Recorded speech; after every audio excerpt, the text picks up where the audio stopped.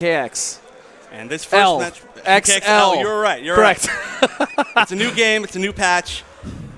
And some and old here players. we go. So it is going to be none other than Shinnok, but we are going to have Cryomancer Sub-Zero here for SonicFox. All right, and Wound Cowboy, infamous for using Shinnok since the game's release, but SonicFox, with this very new pickup on Cryomancer, we saw him use quite a few characters yesterday, but Cryomancer was the character he used for his previous 2 matches to get into top 8. Correct.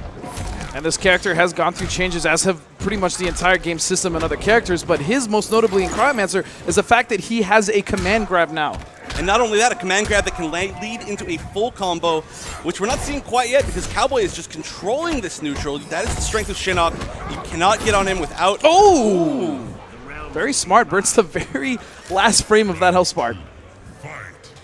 But yeah, that is the strength of Shinnok, but he's going to have a lot of issues if he's going to stick in this corner here against Stuck Cryo. in the corner, and here we go. This is where the trouble could start for Wound Cowboy. SonicFox choosing not to use the second bar of meter to continue that combo right there, just taking the hard knockdown.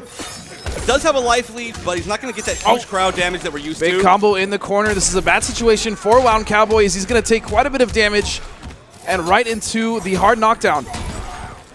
Oh, 2 huge overheads, and that's going to clean it out. And SonicFox loves that setup. Every time he gets that hard knockdown in the corner, he dashes forward and then jumps back. He grants him a nearly free He'll either jump back, yeah, or he'll do a really good meaty back too. Right, as soon as you start expecting the jump back, he switches it up. Down forward, both players kind of feeling themselves out in the neutral here. Nice EX slide to get through, but it then answers right back. The shoulder press from Wound Cowboy. Oh, great conversion. Goes into the command grab. Just takes the hard knockdown. Doesn't use the meter again. Again, you can relaunch right there with the use of a bar. Cowboy is actually getting in quite a bit. He's not being checked when he runs in and do that forward. It's hard. I mean, Shinnok has one of the fastest runs of the game. He kind of just floats forward. He just controls that. Yeah, it's not really a run. It's a float, but... Oh, what a down 2! So Cowboy going up quickly. And Fox is going to run it back. Yeah, Fox is known for using so many different characters. I'm surprised he's continuing to use this one. He's used Cassie throughout the tournament so far. Used Jason. He's known for using Alien, Katana, Aaron Black. So big overhead. And knocks him full screen. Goes in for the unblockable, but here comes SonicFox. And he's going to get corner carry as well as good damage. Here's the hard knockdown. What's the setup?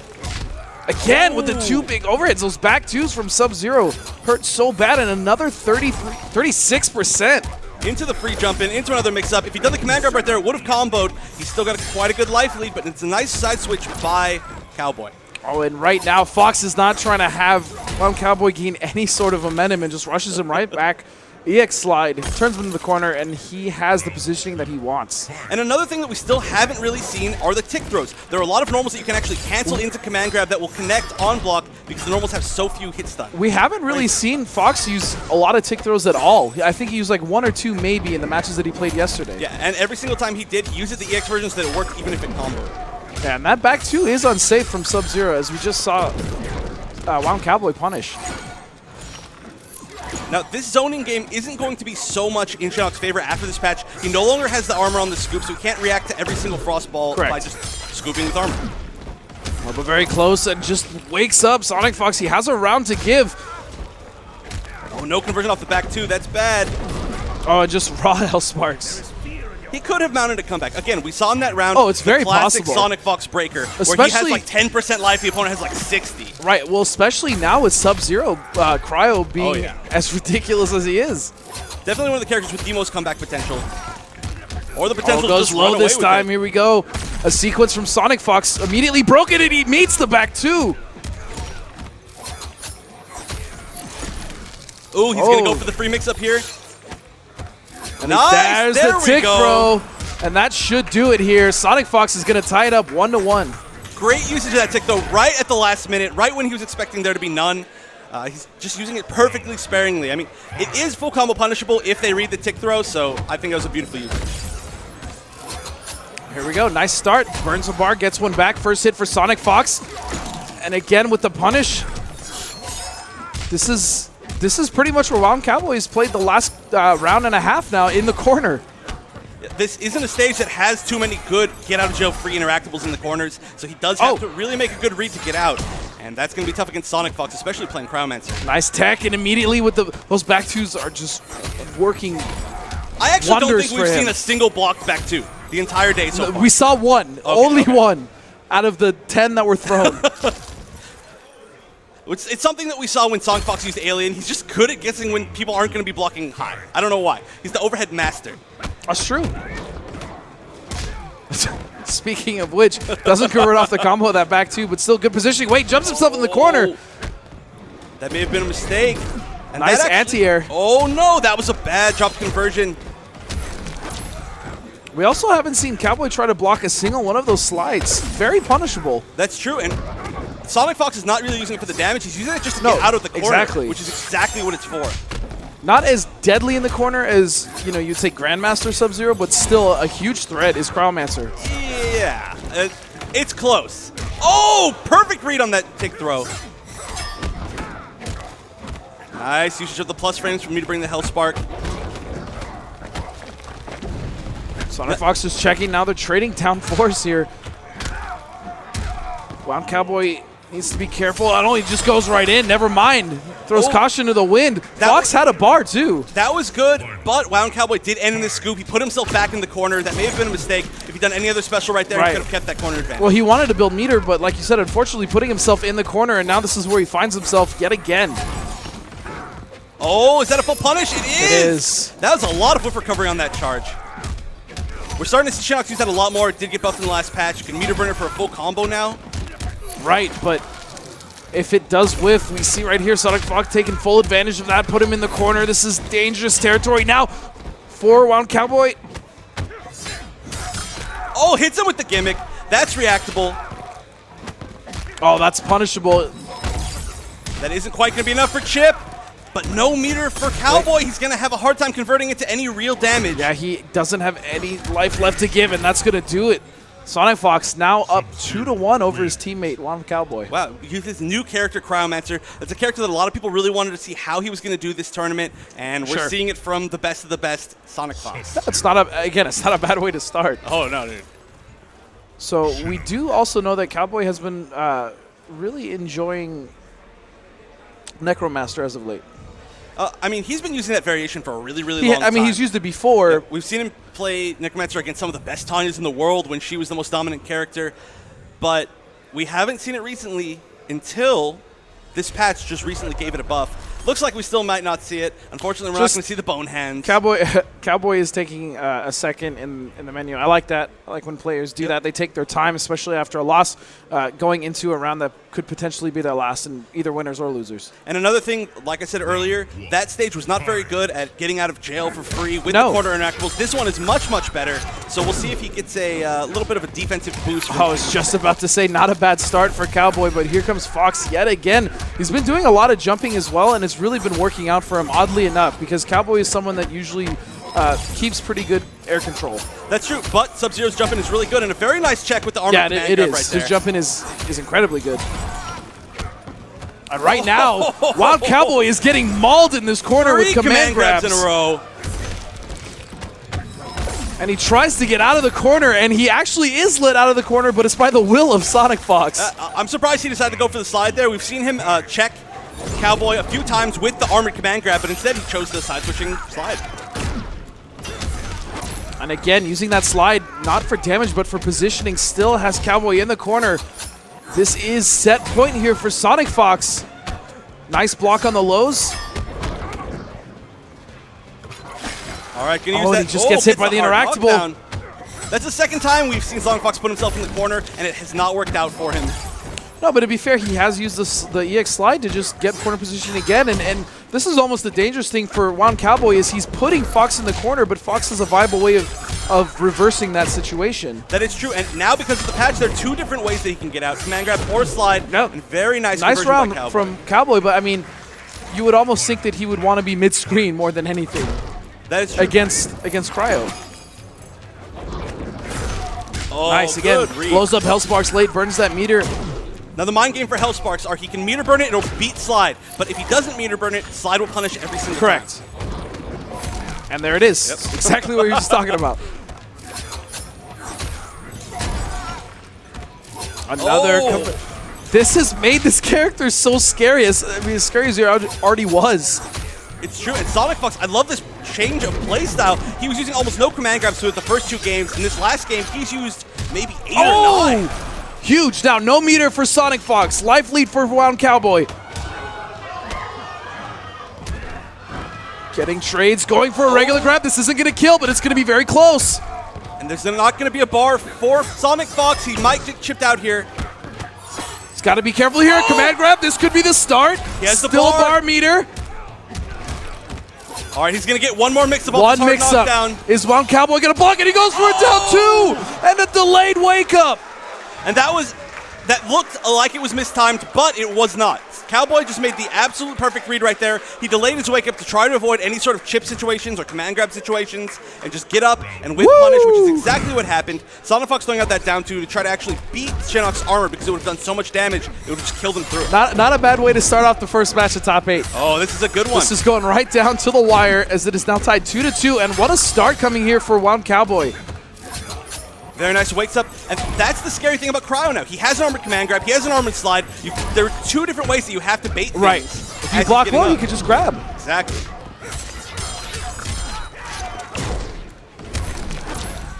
There we go, we're seeing such a great nice block, that's punishable. And this is starting to look very good for Cowboy. And there it is. Wait a second. Oh, what a risky break, and now he's not going to be able to get in. This isn't over quite yet.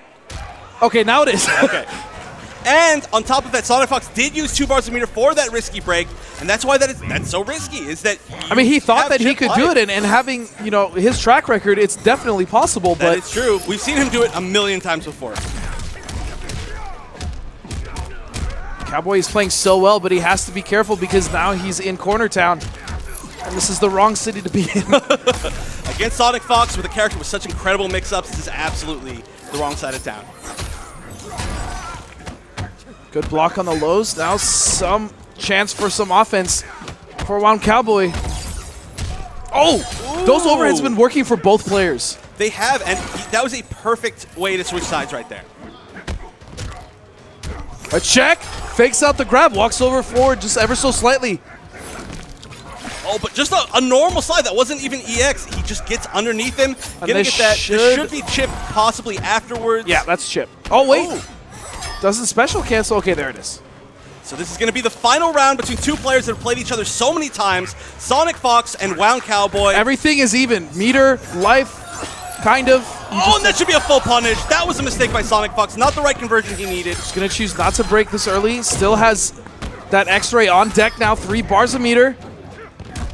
Ooh, didn't manage to catch him with that jump back punch. That would have been really big. Now they're just going to go back to mid-screen. Starting up the opening. This is starting to get a little worrisome here for Fox. Although he does have the meter, this is a good position, and that's the break. So all that it will take is 1 hit from SonicFox. Oh, we're there! One more! And there it is! Chip. SonicFox goes down in the first match of top 8. Wound Cowboy, a player that we haven't seen too much recently, but always known for going toe-to-toe with SonicFox. Oh, you see that little lean? He's like, you know what I'm saying? Hey. So Wound Cowboy doing what many deemed the impossible for the most part. Fox has lost before, but at the start of a new patch, Cowboy has actually stuck to his character. He still plays all 3 variations, but he went for Bone Shaper, which relatively was unchanged for the most part, aside from the scoop. To be fair, though, the scoop was actually a really big nerf. That means he's a lot weaker in the zoning game. But he's stuck with his guns, which is we've seen 2 times. But the character has stayed the same overall. Actually, well, technically, he also got a buff. That's true with the Chola charge. So, but either way, Cowboy playing incredible, and we also did see Fox just stick to Cryo. Yeah, he didn't pick anything else, which is very rare for him. I mean, especially in 3 out of 5 sets, we tend to see SonicFox. Normally, he goes to Cassie in that situation. He'll go to Cassie or he'll go to Alien. But of course, a lot of those characters were changed, so he just stuck with Cryomancer. He's still going to be in losers. Is he looking at me? I can't tell if he's looking at me. Is he looking at me? We'll never know where Hayate is looking. His bull ring is also a little sideways. That's actually bugging me the most. Oh, Hayate. Always playing up for the crowd. But his opponent's going to be Scar. So his opponent is Scar. This is a battle of 2 of the best players in the world. I mean, the last one was 2, but this one also. 2 incredible players who have had their characters nerfed. Within this last patch, both Ronin and Demolition Sonya have received considerable changes, but these players have stuck with them throughout this entire weekend and really shown that they're absolutely still viable and that they're still the best with their respective characters. No, you're absolutely right, and they've stuck with them. We did see Scar. It looked like he was a little bit asleep when he played Madsen because his match to get in the top 8 was Madsen, in fact. And he was down 2 straight games, and Madsen was playing Grandmaster, and then all of a sudden it was like a flip switched, and Scar just came right back 3 straight games, and he dominated Madsen. He didn't just beat him; he dominated him. Yeah, it was one of the closer matches that we saw of yesterday, and that was the Scar we were used to seeing. If he can keep playing like he played during the second half of that set today, it's going to be really, really hard for Hayate. But if he plays like he did during the first half. Yeah, and Hayate's just been running through the bracket as well. And this is also a shout-out to Madsen, who came all the way from Europe, the only European representative who played so very well all weekend. He almost took out Scar, but alas, he fell. And actually to Shaolin. Shaolin, who is a player that we are going to be seeing later in the top 8. I'm really excited for his matches. He's a little bit of an underdog, but we'll talk about that later because right now we've got Hayate versus Scar. Just 2 incredible players. And you know what else is incredible? Arcade Shock. They absolutely are. So make sure you check out Arcade Shock at Southern California Regionals here. If you're here in the venue, please go check them out. Or if you're online, use the code SCR2016 to save 15% off store-wide. And that's arcadeshock.com. I know you were really eyeballing those Sanwa Denshi wooden ball tops. Yeah. The hardwood floors, as we say. Yeah, I'm telling you, man. They just pull up pieces of the floor and they just turn them into ball tops. I don't think that's how they do it. But you know what? Don't ruin this for me, man. It's magic. It's in my head. It makes me want them more. There's a lot of things in your head I would love to ruin. So these players are getting set up. I don't really know how this one's going to play out, to be completely honest. In the past, it has gone for Scar, but with the changes to not only Scar's character but also Hayate's, I mean, Ronin is still good, as is Demolition Sonya, but the system as a whole has changed too. So yeah, it has, and it's really gonna benefit Takeda in general because he did get 2 hits of armor on his armor, and that was kind of a weakness of his, but he did overall get nerfed maybe a little bit more than Sonya just because his entire pressure was changed, and Sonya, mainly her combos were changed, although both of them have the nerfed overhead. And also be sure to check out Onba, my favorite stick company. PS4 sticks are something that are rare still. It's only few, so check out the drone. It's a really nice budget stick. From what I've seen, really good quality. The carbon also, it's just like the Q1, which I have, and I can personally vouch for that one. I really love that one. It's a really nice, compact, small stick. And of course the backpack. I have it's not easy taking around sticks. They break really easily, so be sure to protect them. very well said.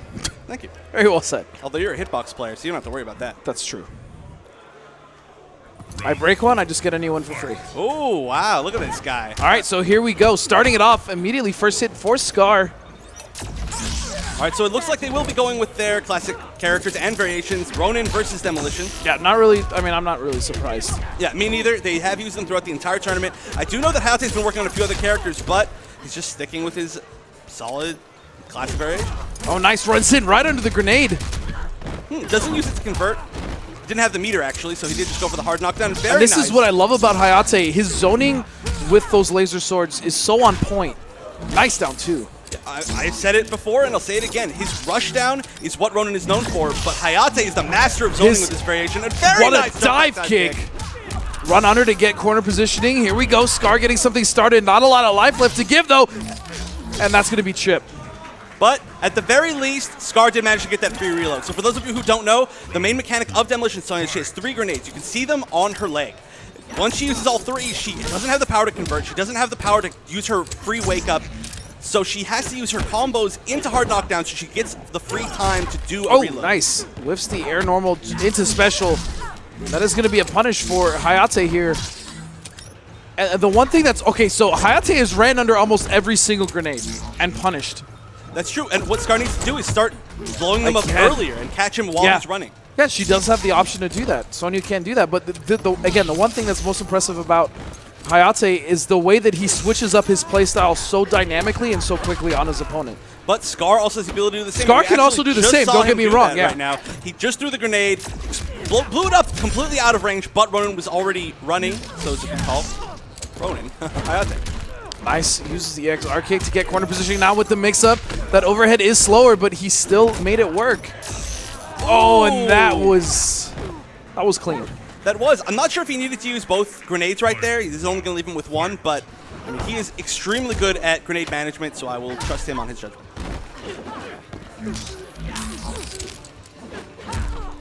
Oh, Ooh! nice conversion. Oh, almost. There was actually nothing that he could have done to continue that because he already threw his laser sword on the ground. So normally he could have done the uppercut. Unfortunately, he just didn't have the option. These down twos are working so well for Hayate as those anti-airs. And Takeda does have a good down two. He does. It's, I mean, it's pretty fast. Doesn't have a great best hitbox, but it's good if you space it right. Oh, big catch. Nice Great conversion. Gonna burn the bar. Hard knockdown. What's the mix-up? Oh, he tried to bait that. He tried. He mistimed that just by a few frames. That was sick. So he tried to compensate for the roll back on the wake up, and he almost had it. It was close. Regardless, he still got all the reads he needed. And Hayate, oh, wait a second. We've seen this before. We have, and this is a character, Smoke, that a lot of players are considering one of the best in the game right now. Yes. With the last system changes, he didn't get affected because he's a character who actually doesn't have armor to begin with. And for those of you who don't know, all armored launchers have been removed. But he still has the ability to warp through the opponent and then whiff punish them. So there are endless possibilities. It's almost like better armor, kind of. Yeah, it's still potentially like a reversal that can get you a full combo. And on top of that, he's known for having a bunch of gaps, but if you can't armor through them into a full combo, I mean, even if you can, if you're only punishing for 10 to 15%, maybe 20 max, it's not a bad risk for him. And this is a matchup that we have seen before, actually. We did see Scar, I believe, 3-0 Hayate's, or no, he 2-0'd him before he switched with Smoke against his Ronin in the Pro League. Yes, that is correct. These two have played this exact matchup before, but it was almost a completely different game. And it's looking like a completely different result so far. Hayate is relentless. As Blanche just quietly watches on.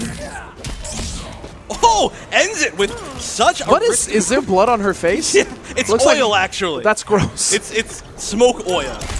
Yeah, somebody get her a napkin, please.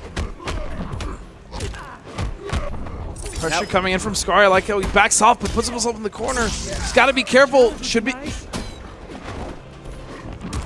Oh, he tried to neutral punch that. That is one of the toughest things to deal with about Smoke. Smoke has incredible footsie tools. Back 2-1, it is so hard to deal with. You can't really out-footsie him. You just have to bait those tools. And we see Scar dropping a few things. This could also be because maybe he hasn't played the character in a while. That's true. He might just be used to Sonya. He might not be quite warmed up, but given some time, considering this is a 3 out of 5 set, he might have the chance to warm up with him. All right, what's the mix-up? Just goes for safe pressure, yeah. I like that he actually tried to bait some armor right there with that teleport back. We saw Shaolin do that a lot during the week. Oh! Catches him out of the flip, and Smoke just teleporting around. This should be the kill. This should be the kill, yeah. Good choice, manages to keep him in the corner. corner. The thing to notice is that Hayate also doesn't currently have his sword. That's true. You can actually start the round without the sword. Yeah. That's going to limit his options a lot. He loses the ability to use his sword armor, which is considerably faster than the punches. But now that he's got the offense, he's definitely going to get it back. Yep. That's kind of the trick, though, isn't it? To catching Ronin is if he doesn't have his sword, that's really when you want to start your pressure. That's true, but for an experienced player like Hayate, as people think that, and so he's absolutely ready. So his defense without the sword is incredibly good, too. All right, we're going to see a mix-up off of this. We haven't seen him go for the traditional 50-50s off of this. Yeah, either the back 3 or the back 1. Yeah, and actually just went for the hard knockdown right there. Oh, there it is, back 3. Blocked from Hayate. Nice anti-air in the stand 1. And anti-airs do so much damage with Smoke. Oh, goes for the full where is he? Mix-up. Oh, wait a second. 2 bars on Hayate. Nothing for Scar. Oh, and we're seeing this pressure. Scar doesn't have the meter to get out of there, but it's going to be so hard to avoid this chip. And the teleport and there it is.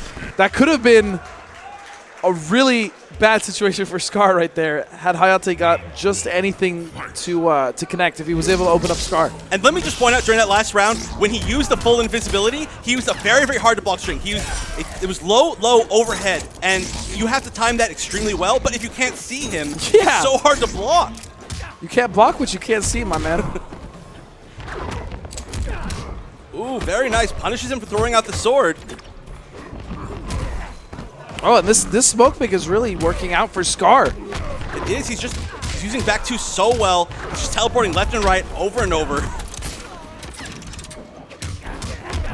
Somebody needs to count how many times SCR has switched sides in this game. I'd rather not. So another thing I've noticed is that SCR is actually going for safe pressure almost every time after the restand. It's true. Like I said, we've not seen him go for the traditional overhead or low mix. He went. I think he went low once. Yeah. Well, one time, but even then, that was after the knockdown too. So yeah. But you know what? It doesn't look like he needs it. Right now, he's just playing a pressure game where he's just switching sides with the teleport, just confusing Hayate. Hayate's trying to punish, but SCR's mixing up his options. Oh, that should have. There we go. I was going to say, that should be a punish. Oh, and the fancy combo. Actually, normally you can get a little bit more right there, but Hayate saw that he didn't have the timing he wanted and ended it early, knowing that he couldn't make it. Yeah, that's good. I mean, he knows the character. So. He does. He is so comfortable with this character, like almost like no other player is with any character. Nice little check from that down one. And he's going to get clipped. And this is a launch. All right, just going for the knockdown again. Just going straight for the damage. Oh, and that could have, I believe, been a full whiff punish, but Hayate just getting it down one off of that. He's going to get some nice pressure. Very solid play from SCR. He's not really letting himself get caught too much. That's making it very difficult for Hayate. Oh! Nice conversion. Oh, and he uses that the was meter! So sick. That was one of the most exceptional situational conversions that I've ever seen in this game. That was insane. Oh, this should be damage. Yeah, a lot of momentum now in favor of Hayate. Nice, runs right into a punish. This is, Nice, catches him trying to go forward. That's a kid at down three, is plus on block, one of the few ones because it's so slow. Oh! Nice, pokes him out of the... Actually launched him a little bit too high. That would have been a beautiful conversion, but now it's going to give SCR a chance. Smoke, all it takes is one hit for him to get you. And a nice block. Oh, but it doesn't matter. That's exactly what we're talking about. That smoke in and smoke away is so good. Oh, and he just resets him with just hits. He we talked about it. He's been going for the pressure 1-1-1 every time. Oh no, Hayate might be able to build breaker before he dies, but it's going to be very close. Oh, he's not dead quite yet. Oh, but what an option! Oh, and there it is! Using once again the EX smoke in or smoke away.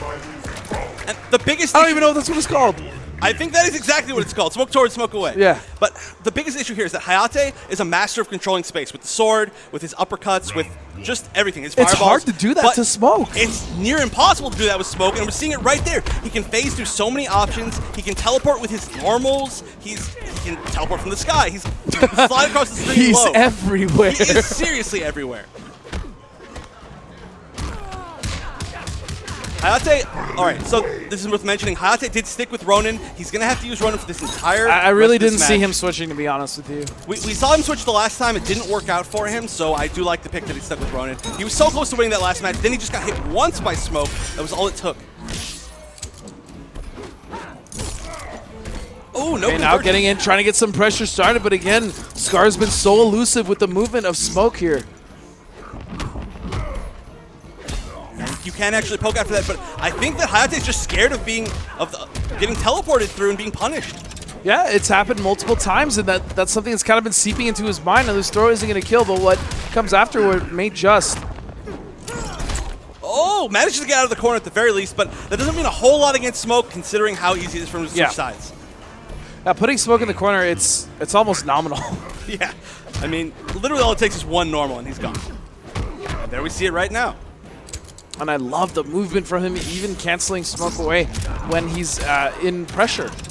And that's just not working out. He's staying so elusive. He is. He's extremely good at countering all of that zoning. Hayate is just taking so much damage from trying to use the sword. Again, good checks here from Hayate, but... Oh, and that's a full conversion. Hayate now meterless. He needs that meter for a lot of conversions. This is going to be really tough for him to make this comeback, but he can still do it. The pressure from this character is ridiculous. The one thing, again, that's really good about Hayate is how good he is at checking people with his down one to get his pressure started. Hayate's going to have to... Oh, well, now he's going to have to block really well. There's still 2 bars from SCR to potentially smoke through, smoke away. Goes for the low. That's the first time he's gone for the mix-up off of that. Oh, wow, no full conversion. That could have been the game. He's getting down the wire, gets checked with a knee, and Hayate going big, now trying to chase him down. Here we go. That actually may have been an input error. We saw him just do raw invisibility. Nice. Nice. And that would have been guaranteed chip even on block. So I like the attempt, though, by SCR. He did a down 1, and then he went back a little bit. One more SCR. Don't make me shave my head, bro. Circa 7. He's going to shave his head. We'll see if he has hair after this match. Oh, wow. Oh, that was smoked in place almost. very awkward. Yeah. Oh, and this should be big tons combo. of damage. Yeah, this should be very good. That stand 3 does so much damage in combos unscaled. Oh, 43%. There it is, 43%. This is going to be tough. Nice tech. Another tech. Oh, this is it. There's nothing left for Hayate. He has to make it happen here with almost no tools and a bar meter onto SCR. Well, that was a good start. That was a beautiful conversion. Oh, wow. Again! He's ungrabbable. Him. All right, he's racking up a little bit of damage. Oh, and that's gonna do it. Chip's gonna guarantee it. SCR over Hayate. What a set. You could have argued that if SCR stayed Sonya, it would have been Hayate's set to have, but he switched to smoke, and his movement was unbelievably good. It was. There was so little that Hayate could do. I mean, he tried to make the adaptations, but just like I was saying, Ronin is a space control character, and when you can't control space against smoke, it just shuts down so many of his it's hard to pin him down because of the different, not only the movement tools he has innately with smoke in and smoke out, but also the fact that some of his strings switch sides. So as you were saying before, it only takes one string for him to potentially get out of the corner. Right, and on top of that, one of the best get out of jail free cards in the entire game with that enhanced smoke away or smoke towards, getting so many full combos from that. It was just really tough for Hayate. We'll see if he manages to learn the matchup a little bit better, but I mean, honestly, it just seems a little tough. The thing is, was SCR wasn't even going for like guaranteed 50-50s. He was actually using the stand-up pressure that he got just to go for very guaranteed safe pressure, and then he would use smoke in and smoke away to get in and out during that pressure, which I thought was very clean looking, and he just did a great job, and that's why he's moving on. But talk to me a little about Circuit Destroyer and then your friend Hara Gaming's Shaolin. Well, these are two incredible players that are definitely huge up-and-comers. Let's start off with Shaolin. Shaolin is a player, maybe the least known of the top 8 tier today, but he is definitely an accomplished player. He reigns from NorCal. He won West Coast Warzone, actually, and got 3rd place at NorCal Regionals, also 27th at EVO. So definitely a good player, but still, regardless, probably the least known of today, and he has made it through the bracket with the character we just saw, Smoke. On top of that, Flame Fist Liu Kang, which I believe is the character he beat Madsen with. Yes, I believe that is also correct. And Flame Fist has now gotten so good, not because it's received any crazy buffs, but because of the way the system changes work. There's no armored reversals in the fact of launchers anymore. So it's very easy for him to just continue doing pressure without the risk of really being punished that hard. And he does so much chip damage. And his opponent's going to be using another character that does a ton of chip and a ton of pressure. So this is definitely going to be an interesting match. Actually, both these characters, lots of pressure, lots of zoning. But his opponent is Destroyer, a player who we saw him a few times in the ESL Pro League online. Yeah, we saw him in the Pro League. At that point, I don't think he traveled yet, and then he started traveling. He's winning tournaments now. He's coming out to majors, and we're seeing him here, top 8 at one of the most stacked majors we've seen in a very long time. Mainly using Hishiku 10 Predator, although he's been known to use Goro before, I've seen. Yeah, and traditionally, I mean, this is known to be not a terrible matchup for Liu Kang either. You have to tell me. You're the Liu Kang specialist. Well, I mean, just it was generally well received that once Liu Kang got in. I mean, granted that was with Dragon's Fire, but even still, when Liu Kang gets in, it's a good matchup for him. That's true, but we're starting it off and seeing Destroyer not even going for the zoning, just going for his pressure, but that is the general Destroyer style. Now, Hishiku 10 is a character, or I should say a variation, that is known for its zoning, and incredibly fast recovering projectiles, but Destroyer is a player who's known for pressuring. Look at all that chip. Shaolin Flame does so much damage on block and on hit, and here we go. The Onslaught 4-2-1-3, back 1-2 is going to be the tools you're going to see most here from Shaolin. Oh, that's going to be a big conversion.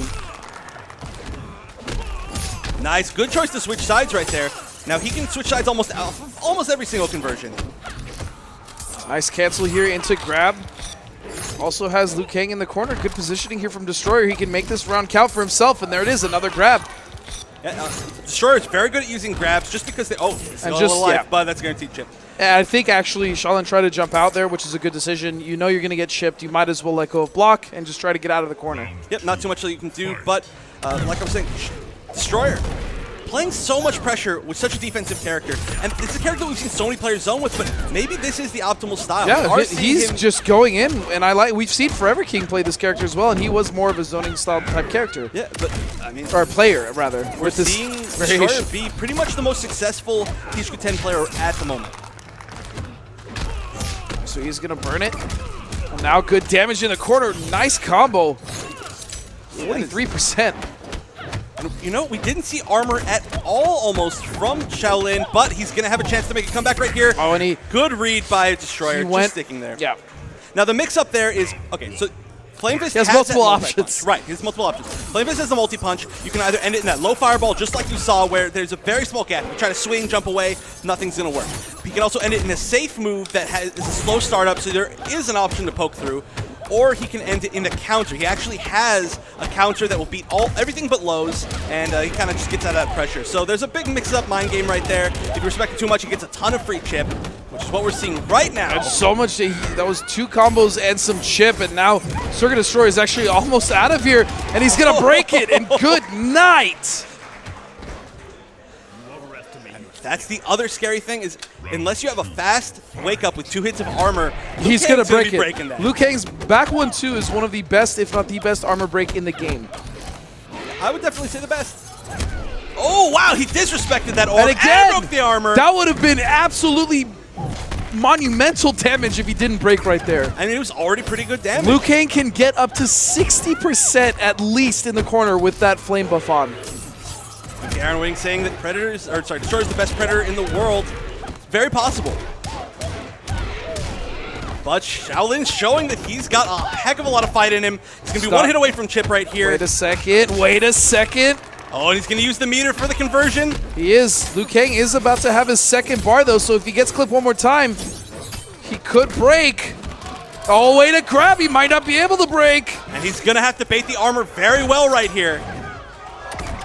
Oh, but the zoning. No, and he jumps on the fireball. Right onto the fireball. Mario, why?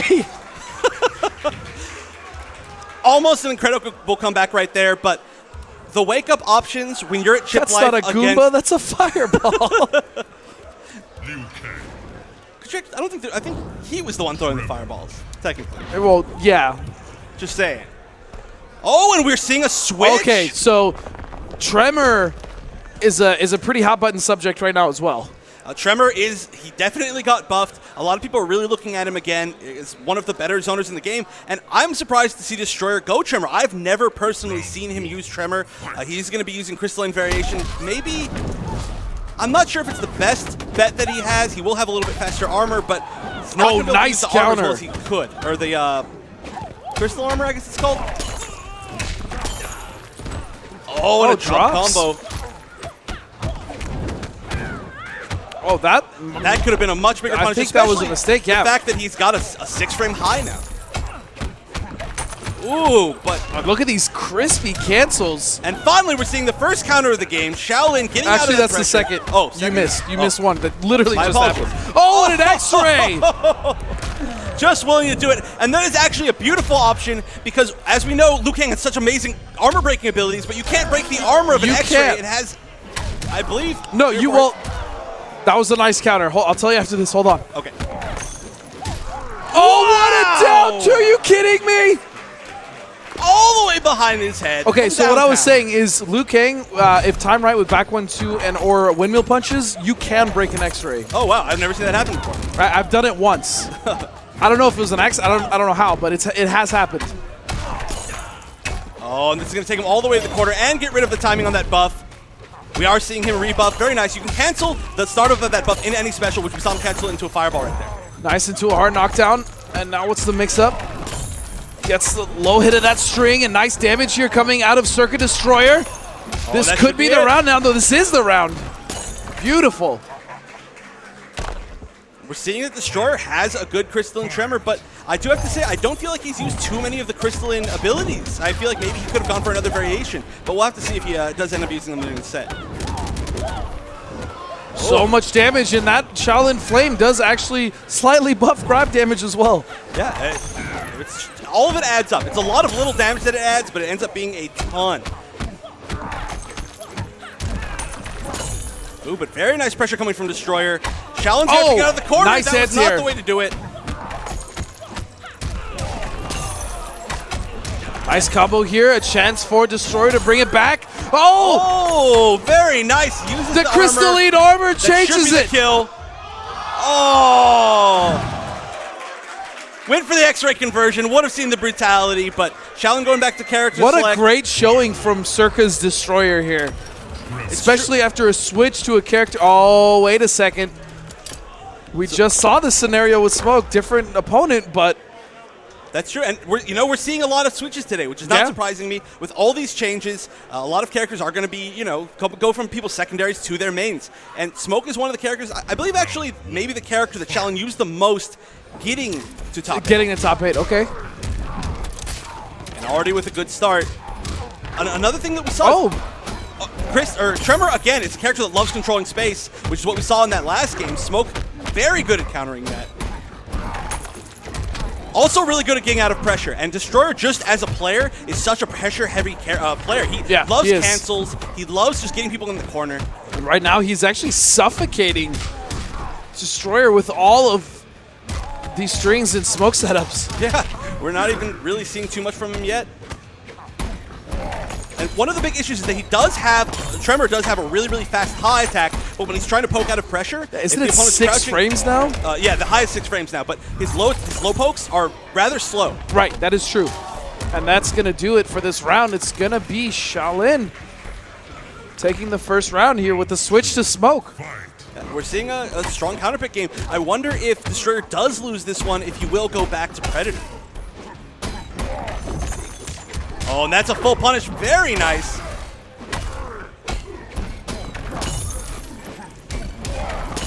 Oh, and that should be a nice combo. Our knockdown now goes once again for the crystalline buff for the armor. Gets knocked out of it, but still continuing his pressure. Here comes Destroyer yet again. Oh, the scary thing about that string, starting with the 6 frame high, is that it is plus. So the only real way to stop it from going into itself infinitely is to make a right read and low poke. Right. Ooh, run really far forward into that low. Put him in the corner, but Circa Destroyer is now on set point. Oh, guess we better hurry this match up. That's not good. All right. Doesn't get the full conversion. Could have got a lot more off of that. Tremor does also have access to his X-ray right now. That was a beautiful And there is no bar at all on Shaolin. He's about to just build his first one. If he gets caught again, that could be game, but no, he smokes out. Nice, and Destroyer knew that he was safe to launch that pressure because he had the crystalline armor on. And this is it. Destroyer getting hype. I love it. Destroyer with a surprise pick, choosing Crystalline Tremor in top 8, which, as far as I know, I just haven't seen it. Maybe he's played in a tournament before, but if so, it's been rather on a smaller scale. Woo! Mean mugging. I like it. Well, I mean, I don't like it if he was doing it to me, but good for him. So Circa Destroyer coming over Shaolin, able to take him down in the switch. The switch worked. And, representing Circa extremely well. Circa been doing really well so far. Nikki was top 3 in KI. I think top 3 in KI as well. Spot. So Circa doing very well, indeed. Yes. Thank you for sponsoring our players. And Destroyer showing that he's a great pickup. I mean, ever since he was sponsored, he's just been improving more and more and more, already moving himself up to at least guaranteed 5th place in this top 8, and which may remind you of a stacked tournament. It is extremely stacked and has a $10,000 pot bonus provided by Warner Brothers and NetherRealm. Thank you so much, of course, for sponsoring and continue to sponsor the scene, the fighting game community, as well as the NRS competitive scene. We obviously really appreciate it, and if it wasn't for the continued support, we wouldn't be here. So, again, huge shout out to Warner Brothers and NetherRealm, and of course, Level Up, SCR, Esports Arena, everyone that has put on this amazing tournament. SCR so far this weekend has been incredible. It's been a pleasure to be here. Yeah, and we talked about it a lot yesterday, but we have so many good players here. Almost all of the great players from across the U.S. have traveled here for this tournament. I mean, we have one European in Madsen, and it's not just one European. It's one of the best Europeans. Easily one of the best Europeans. Yeah. Again, just barely not making it, but we had almost the entire Yomi team. We had almost the entire CR team. Yeah. We had Noble Illusions, here, who we're going to be seeing next. Lots of teams coming out really strong. Okay, so Illusions is, for me, he's one of the most intelligent players in the community. He plays so calculated and so smart, but also the way that he plays Kodal is, he may be my favorite Kodal, even though Madsen is like the Kodal in a sense. I just really love watching Illusions Kodal. I mean, but his opponent. Well, there are quite a few Kodals, just to put that out there. There's a lot of good Kodals. It's very based on variations, too. But continuing, his opponent. His opponent is one of the fan favorites, easily the best Ferritor in the world, Biohazard. And who's that guy? I don't know. I've heard him a few times before. Who's Biohazard? Biohazard, losing kind of in an upset to Ominous against the Shaolin Kunjin, but he managed to fight all the way through losers, playing a bunch of ton matches here at SCR. No, so he is playing right now. He's playing Cutthroat, and obviously Ferritor. Ferritor has been the character that he's known for. He's done, I would say, almost revolutionary things with the character as far as placing with him and coming up with tech with Ferritor. But he also does play Cutthroat. He likes Cutthroat Kano, and I just saw him practicing some Cutthroat against his brother. So we'll have to see how it plays out. I don't know what is Illusions still playing Sun God? Illusions has been playing a lot of different characters. Honestly, I haven't seen him even play Kodal at all recently. Oh. I don't know who he's going to be using. Okay. There's a wide variety of characters for him to pick from. I know he used Warlock Quan Chi at one point. He's used... at the tournament? I don't know if he did in the tournament, but I mean, that's been one of his mains for a very long time. So we'll see who he picks. I don't know if he's happy with those changes to that, but we'll end up seeing. And of course, check out the King of Fighters 14 World Championship. Such incredible international competition for that game. Yeah, it's really nice to see almost every single scene now, including KOF, and Tekken now has a World Tour. All of the FGC games are now getting real competition, and that is what's been driving this scene in the last 5-6 years. I remember when we started, and there it is, Tekken 7 with the North American Finals in San Francisco.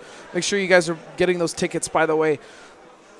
It's just every scene now has a really good World Tour, whether it's Capcom, whether it's Killer Instinct, whether it's Tekken, King of Fighters, Mortal Kombat. This has been such a journey to watch the FGC grow as much as it has, and then we saw those absolutely crazy good EVO finals in the stadium of the Mandalay Bay in the event center. It's been just so nice to see. The stakes have been raised for all fighting games all across the world. We're at a level that we've never seen before. The stakes has almost been raised as much as the quality as these Panzer III fight sticks, by the way. Why settle for plastic? Why settle for plastic indeed? Save 10% during the SCR weekend using promo code SCR2016 at Jason's Customs, and that's Jason's with an ENS customs.com. That looks a lot like Whip from KOF. Kind of, yeah. I mean, not the hair. I don't know. Just made me think of her. She's holding like a cord. I don't know. I'm a big KOF fan. But, of course, you guys should stay tuned after this because there's a whole bunch of games left. Oh, of course. SCR is not done after this very, very immensely hype MKX series that we're going to have for Top 8. Street Fighter is still coming up next after this. I believe KOF is still coming up after this. KI was done last night. We did crown a winner for KI. We just crowned a Marvel vs. 3 champion as well. Oh, that was a good set. That was an event. Chris G got second place, which I actually had him for the favor of this tournament. But okay, so, let's talk about. But yeah, let's talk. Sorry, I'm just thinking about all the fighting games happening right now, and now sitting is Illusions, the player we were just talking about. Noble's Illusions. Noble's Illusions. One of another player just like this tournament. I love this tournament because we're seeing a lot of these players that have done really well in the past, but a lot of times they fall just short.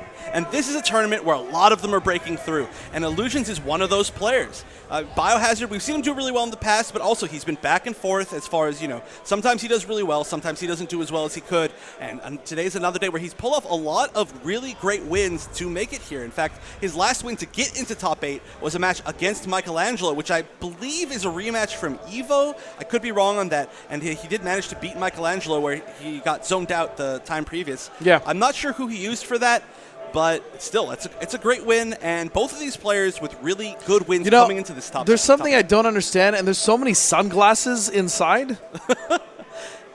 And I don't know, maybe it's the lights on stage, but it's Illusions and Hayate are the #1 contributors to the wearing the sunglasses inside cause. It must be the cool thing to do now. I don't know. I guess so. I don't know. Dude, Illusions has been wearing those aviators all weekend, no matter where he is. There's only one person that I think should be allowed, and that's Filipino Champ, because he's been doing it forever. He's been grandfathered in. It's a thing? It's his thing. He's granted the free pass. Yeah, he's granted the pass. I'll give it to Champ. So are you going to tell Illusions to take those glasses off right now? No, because he's in the zone. But if he could hear me right now, I would tell him to take them off. If he wins this match, he deserves to keep them. Those are actually sunglasses some pretty sick aviators, though. I'm not gonna lie. And if Bio loses this match, he's gonna have to take off his glasses. He won't be able to see for the rest of the tournament. That's stupid. I don't even know why you would say that. All right, so it looks like they are getting ready to play, and the big question here is which of these players' characters. And as you didn't know, Illusions actually listens to the game sound through his forehead. Oh, okay. So this looks like a button check. But it looks like Illusions is going to go with Sorcerer Quan Chi. He's known for using Quan Chi. When he first started getting successful, it was a lot due to Quan Chi. Both him and Dink, both on the Northwest scene, using a lot of Quan Chi. So he looks like he's sticking with one of his classics. Biohazard not even going for his Ferritor picks. We almost saw this as a mistake, though, when he lost. That is because true. Had he stuck with Ferritor, there was a very good chance he didn't lose. But this is an entirely different matchup, though. That's true. We did see that no, against you're the right. Shaolin Kung Jin, and this is a character. Quan Chi is going to try to run away, try to set up that armor, and Ferritor might have a little bit harder of a time dealing with that. Now, Kano, especially Cutthroat, is going to be able to stay on Quan a lot stronger, and this is what we're seeing right here, already taking him to the corner. And we've talked about it before. The weaknesses of Quan are that he has absolutely no Oki ability, he has no wake up.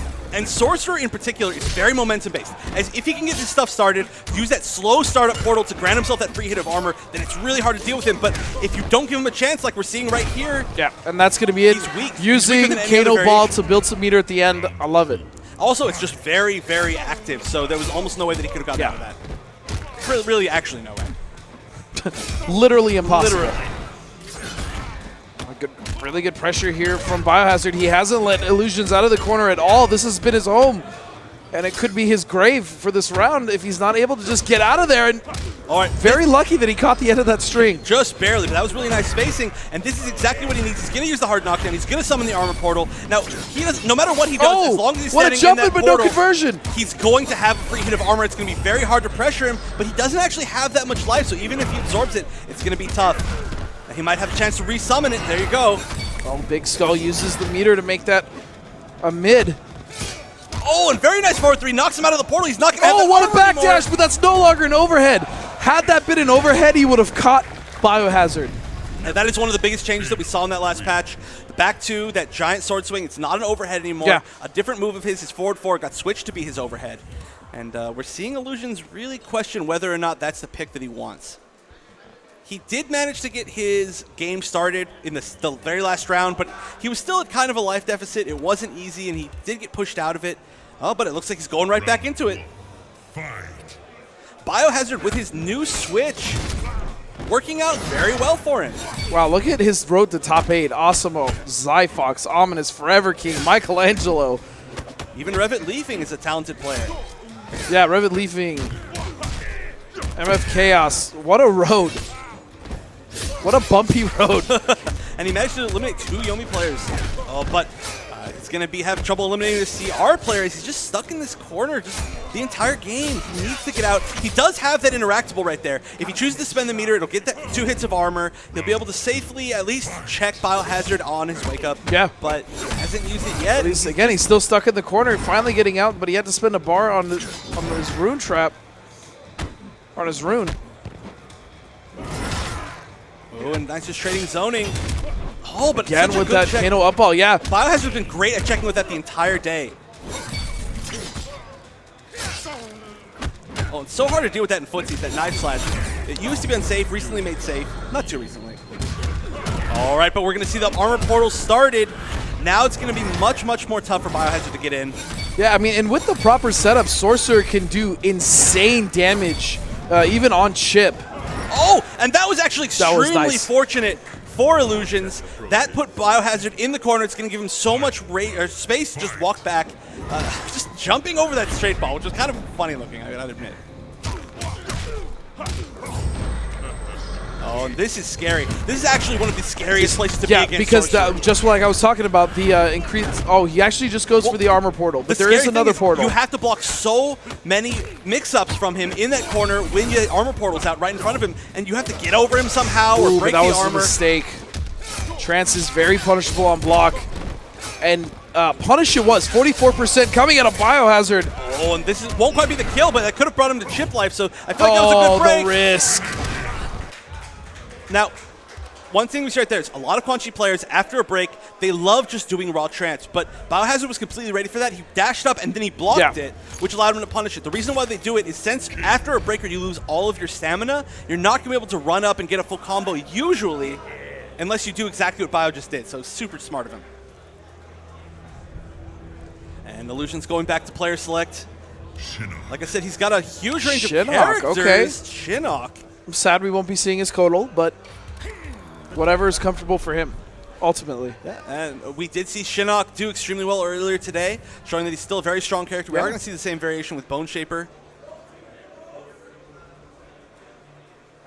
But this is a very risky pick, because now he's going to have to win 3 matches. 3 straight with Bone Shaper. Shinnok. And I'm sure that he's good with the character, but will he be comfortable enough to win 3 straight?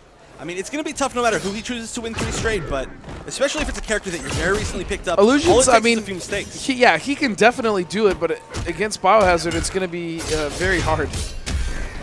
An immediate break, that was going to be some pretty healthy damage. He just did raw straight ball from nearly full screen. What a ridiculous read.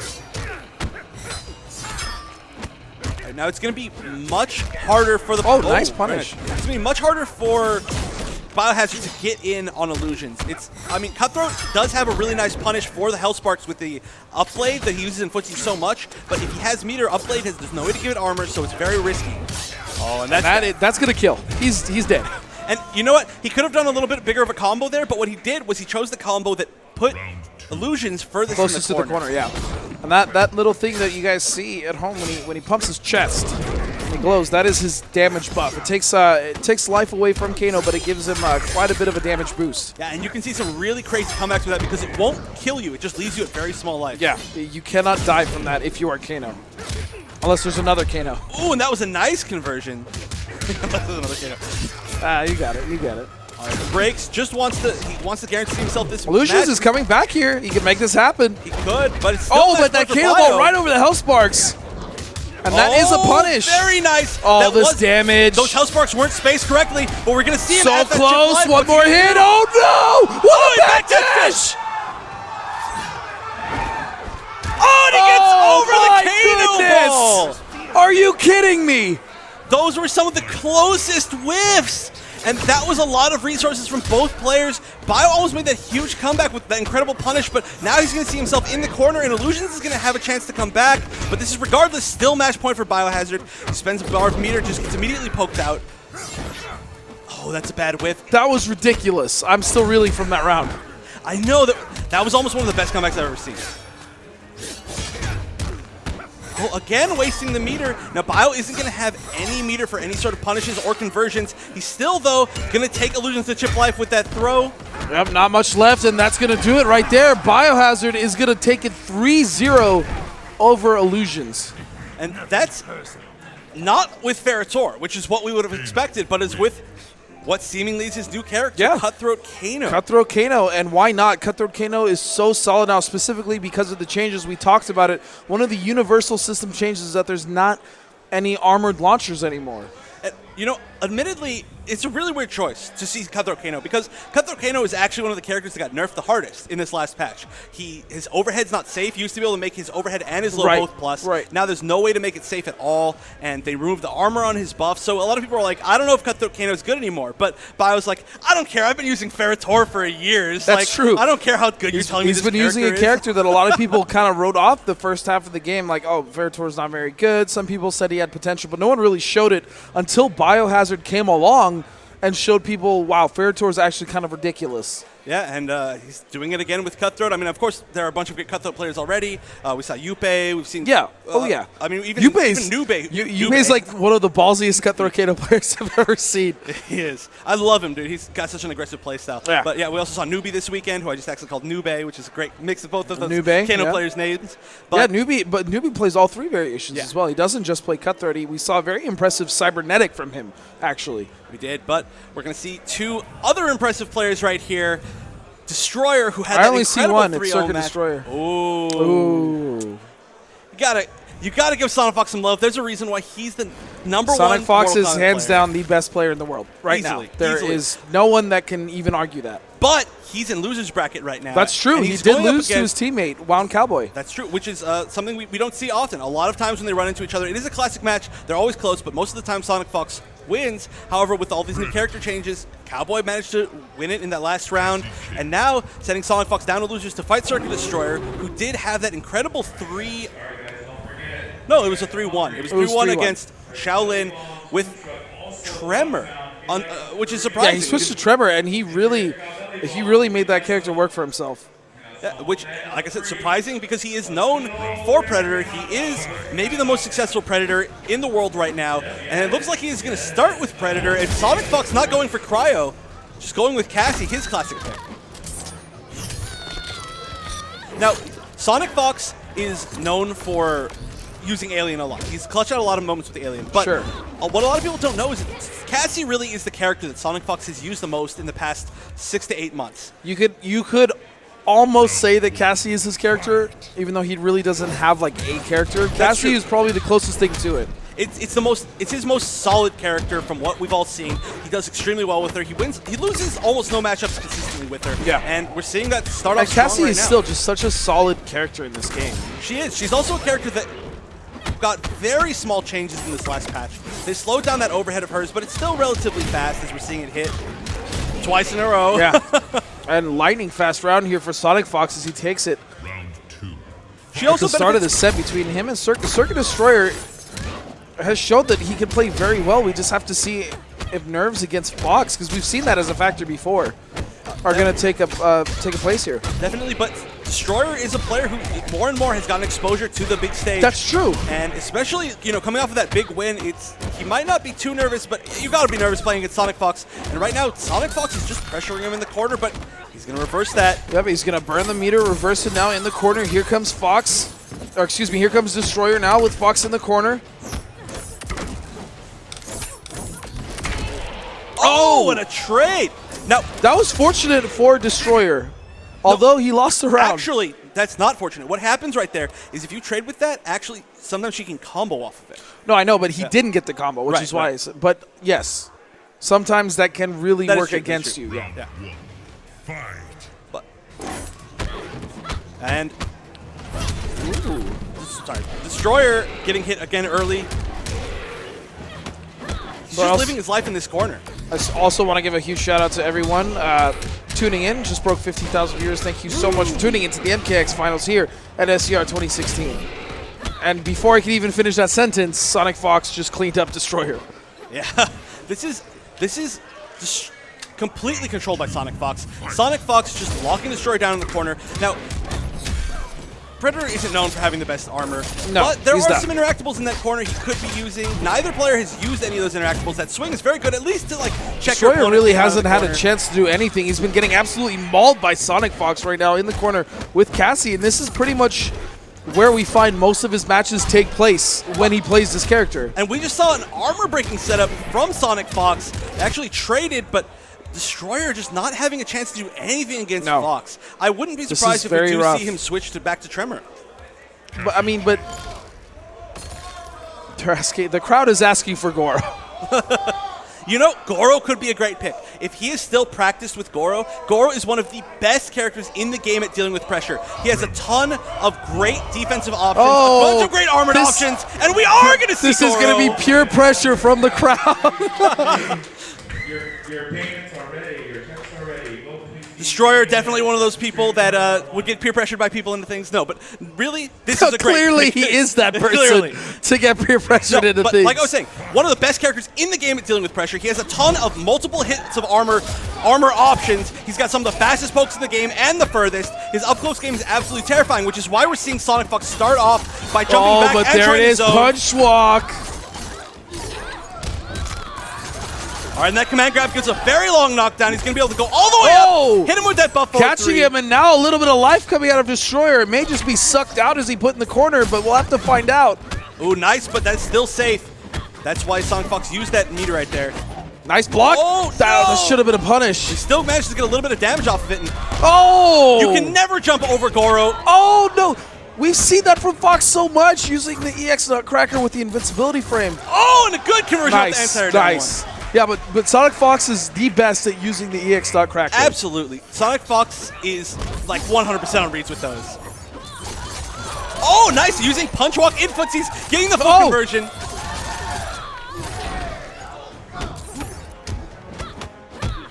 Now, he is using Dragon Fang Inspiration, so he's going to get a lot more damage when he does hit confirm, and he's going to have the options for that low stab that we saw right there. It also buffs the hitbox of his jump attacks and a few other of his moves. Oh, a lot of respect being shown from Destroyer, and that's really what's hurting him. Yeah, he's got the better normals here. He can disrespect her a little bit. Ooh! Wow! That, again, working in his favor. Oh, and now you're going to see Cassie at Chip Life. Those projectiles are so good. And there it is, taking a set, or excuse me, a match. A game. I don't even know what to say. A game off of SonicFox with Goro. He took the round, took the game. Oh, two big bodies. What is the state of this game? Two big bodies. Can you imagine a year ago having somebody say, we're in a $10,000 top 8 and we're seeing Goro versus Jason? Well, I don't even think Jason was in the game a year ago. Shut up. you may be right. Then you really wouldn't be able to believe it. But absolutely, this was not something to expect when this game first came out. Yeah, and it's even still, it's a sight to behold. This is going to be a real brawl. These are two hard-hitting grapplers that have huge normals, and there's not going to be any jumping himself in the corner. This could have been a mistake, but luckily gets a hit now with Punch Walk getting out. But here comes SonicFox. Oh, there we go. Now all of those armor all your armor is negated. Yeah. When he puts that damage buff on himself with the green chain, he breaks all armor with any of his hits. Oh, you have 2 hits of armor? That's cute. You have 0. Oh, nice. Hits him with that overhead. Big hits here from Destroyer. Nice command grab from SonicFox. Getting with pressure and punch walk. Break. Oh, and there we go. We might actually see zoning. I was wrong about that. And will he get back up, or will he keep his meter? It looks like he's getting back up. He wants to win. That's the specialty of this variation. He can spend all of his meter at the end to get back up with a little bit of life based on how much meter he has. Oh, he's trying to desperately. Oh, so much damage. Oh, and he delayed wake up with SonicFox. Pulling that win back after he already lost the round. And that's one of the other reasons why Unstoppable Jason is so good. On top of that, since he uses meter to come back to life, he has a buff that built in meter and life. Again, using that EX Punch Walk has been working so well for Circuit Destroyer. Now going for the reset. And he actually aimed that behind Jason, so that he tried to backdash it and up forward dashing into the stomp. Jason getting that white buff you see is actually health regen. And meter. And meter, yes. And the green one, as we said before, the chain gives him damage and armor breaking properties. Nice, but he's going to throw him out of the corner, so that I'm not sure if that was the best option right there.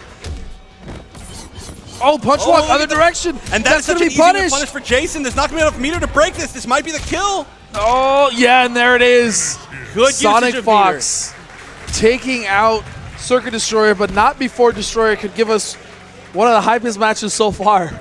Yeah, and what an interesting but great counter pick by SonicFox. It's not something that you would imagine. Jason worked. I mean, like we said, he's very, very comfortable with Cassie. We see him choose Cassie all the time. So choosing Jason as a counterpick to the Goro counterpick to Cassie, this is definitely a new meta. We've got a lot to explore. I can't wait to see even what tournaments past this bring, but also what this tournament's going to bring when we have SonicFox playing his further matches and all the rest of these players. But you also have to remember, SonicFox is in the losers bracket. Yeah, he's going to have to sent win there by his teammate, CR Wild Cowboy. And now there's still other CR in this top 8. We also have Biohazard, who is going to be coming up again right now, except this time his opponent is going to be none other than Hayate. Ooh, and this is, again, 2 players that are very fun to watch, 2 players that pretty much are the main players of their characters. I mean, correct. They're the main characters of their characters. Yeah. Ronin, I mean, you associate Ferritor. them with the characters, so. Right, but we might see Kano again. I wouldn't be surprised at all if we saw Kano again. I actually can't think of a time when these two played. I'm sure they have before, but it's just not coming to me off the top of my head. And there we go. We see right there the winner of this match, the Hayate versus Biohazard, will fight SonicFox. They get the prize of fighting the Fox. Yeah, and lose the semis, yeah. Both of these players have done really well against Fox in the past. Season 2 finals for ESL, we saw Biohazard 1 hit away from upsetting SonicFox and taking that win, and Hayate just constantly challenging him. But especially with all these new character picks, with all of these patch changes, anybody could beat Fox. In fact, let us know, you guys, hashtag SCR 2016, if you think Fox is going to make that comeback, if you think he's going to win this tournament again, or if you think someone's going to take him out, tell us who. Could be one of these guys, including this beautiful man, Hayate Alexandre Dubé-Biledo. And he always hates me for saying his name wrong. Ooh, the little tongue. Is that, what is the crowd chanting? Is that cow lick? What is? I have hair flip. Hair flip. They're saying hair flip. There we go. Lick. The crowd getting excited for Hayate's hair. Yeah, Bio can't do that. He doesn't. I know. He doesn't have the hair to do you so. need the beautiful hair to get the crowd behind you. Oh, and he's already, looks like he's going to Kano on this character select right here. So again, 2 incredibly strong players meeting in the losers bracket, which is not expected. I mean, Hayate, he places in top 3 almost every time. My question is if Biohazard starts losing, is he going to switch to Ferritor? That's a great question, and that's really one of the toughest spots that he's going to be in today. We've seen him switch to Ferritor and do better. We've seen him switch to Kano and do better. So a lot of times, it's really That's true. It's also what he's feeling. Dependent on, I guess, how he's feeling. Yeah, I mean, it's almost entirely dependent on that. I don't think he's in a spot where he's going to know one way or another which of his characters is going to do better. He's just going to have to feel it out, and that's a really tough transitional period, which could cost him the game or it could win him the game. Sometimes, you know, he's going to have 2 options that are equally good, and that's really going to work out for him. But Hayate looks like it's seemingly he's going to stick with Ronin this entire time. I know he's more with some other characters. And here we go, starting it off. First hit for Biohazard. Getting the meter and pushing Hayate almost to the corner until that reversal comes out. Oh, nice NJP. And Kano is going to have one of the, there it is right there, one of the best armored options to get out of that Ronin pressure. Now, I'm sure Hayate has a good way to bait that, probably backdashing it, low profiling it, but regardless, it's going to be a very scary option in just nice armor. Oh, and he uses the second bar to continue the combo. Biohazard trying to get in. Wait a second. He could steal this round, and he does. Nice. And again, with that 4-3 into the ball, it's the absolute maximum wall carry. Now, he could have done any other combo, but he specifically did that on purpose. I love it. And we see the side switch. Nope, just taking back to mid-screen. Oh, or will we? That's so cheeky. He has him underneath the sword, and then he just goes for the throw behind. It's extremely cheeky, James. Oh, he almost got the side switch right there. Oh, again, gets caught with that overhead. Now we just went from one corner to the other. No punish.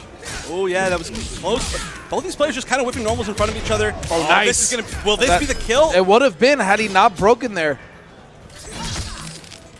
Still, the life advantage is in Biohazard's favor. Oh, no. Oh, not anymore, and that's going to do it. That really looked like Biohazard was going to have that, but he just didn't block that overhead on Wake Up. That overhead, we actually don't see it as much from Hayate this weekend, just because it got much slower. It used to be one of his main footsie tools. Now we're seeing a lot more back 1 from him, a lot more forward 1-2, which, I mean, he already used a lot, but we're just seeing it more, and there it is right there. Yeah, that overhead is not, or that string in general, the overhead low, has not really been a huge factor in his gameplay as much as it used to be. but the pressure is still very strong. Although still a lot of people, Hayate was telling me, are not used to the new pressure. So a lot of people will respect things in places where you no longer have to respect it. And it was a very nice conversion. Absolute max damage. We always see max damage from Hayate. Yeah. He's the master of his character. Oh, we usually see an up ball there from Biohazard, breaking so late, no life left, and he goes for a grab. No anti-air there, but no meter from Bio. He's not going to be able to get Oh, a he gets a conversion. jump in! A lot of down threes. It's like a Ferrotor combo. Oh! And that was beautiful anti-cross-up armor. You actually could have gotten a conversion from that. Yeah. If there was any more life on Kano's side, If. there would have been a combo Yeah. in the corner, and I'm sure Hayate would have been ready for it. But regardless, that was a perfect read. That armor only. Wow, Ronan and had. look at this aggression from Biohazard. So much damage. It's not over yet. Oh, 60%! And what a way to answer back. That was over in a second. Oh, beautiful whiff punish there as he backdashes for the bait. And that's going to be one of the toughest tools for Hayate to deal with this matchup is that like kind of up knife where it's just an incredibly strong footsie tool. Now, this is what we see so often from Hayate, switching between playstyle zoning to rushdown, but now it's actually going to be Biohazard coming in with a little bit of rushdown. I love his movement, the way he's coming in and out with those backdashes. Both of these players have incredible movement. They both have really far normals, and they're both just baiting them and whiff punishing them so well. Yeah, there was no getting away from that. Biohazard he might as well try. It's right. It's the best you can do. Yeah. Kano, of course, has one of the best backdashes He really in the entire does. game, so it's one of the safest options if you're, you don't really have too many other great options. Yeah, no, it's good. Oh, barely lands on the top of that. That is active for so long. The X version becomes mid, it's plus, just stays out there. It's a beam more so than a projectile. Oh, here's the switch. Very nice usage of the armor. He knew that he didn't have the sword back, so he had to use that version. And it's so hard to trip guard Takeda because he has that overhead flip, and he can do it in the air. Yeah, and it's safe on block. It's a Oh, very good nice. Big damage coming out of Biohazard, and he also has Hayate in the corner. check. This is going to be one more mix-up till death. Nice block on the overhead, but that's going to be safe if you manage to do the whole string. Oh. And for the second game in a row, Hayate closing it out with the up sword. Yeah. Now this is where the decision. This is where we're about to see whether or not he decides to switch to Ferrotor or stick it out with Cutthroat. I mean, and his Cutthroat has not been doing poorly by any stretch of the imagination. No, those have all been extremely close shaves. I mean, well, another thing that we could see too, he's played a lot of Commando. He was playing a ton of Commando before this patch until he decided to pick up Cutthroat. Oh, but hey, you know what? He's sticking with Cutthroat the whole way. Is this the sign that the world's favorite Ferrotor player may be? It's no longer the Ferrotor player? Yeah, it may be a Kano player now. Which, I mean, completely understandably, he's been doing extremely well. He pulled off a lot of upsets this weekend, and not upsets, but great wins this weekend. Made it all the way here to top 8. He's going to get a share of that 10,000, and this is still a new character for him. That just shows how good he is with him already. Yeah, Matt's really good with everyone. Excuse me, Biohazard. Matt, you love Jupiter. Well, I mean, that's he's his Matt name. too. He's Matt too. He's Matt too, yeah. I just never heard anybody call him Matt, I guess. Sorry. All Nice right. combo conversion there from Hayate. Oh, what a down 2, though. Oh, rolls over him. That was a mistake. He tried to get the conversion off the down 2, I think. He's but going places. Nice back. Again, that backdash coming into play for Biohazard. Oh, and he's going to use the plus frames off the projectile. Very nice spacing, but comes out swinging and a grab. Beautiful from Biohazard. yeah, great choice also because it's going to put him in the corner and really give him some advantage for this next round.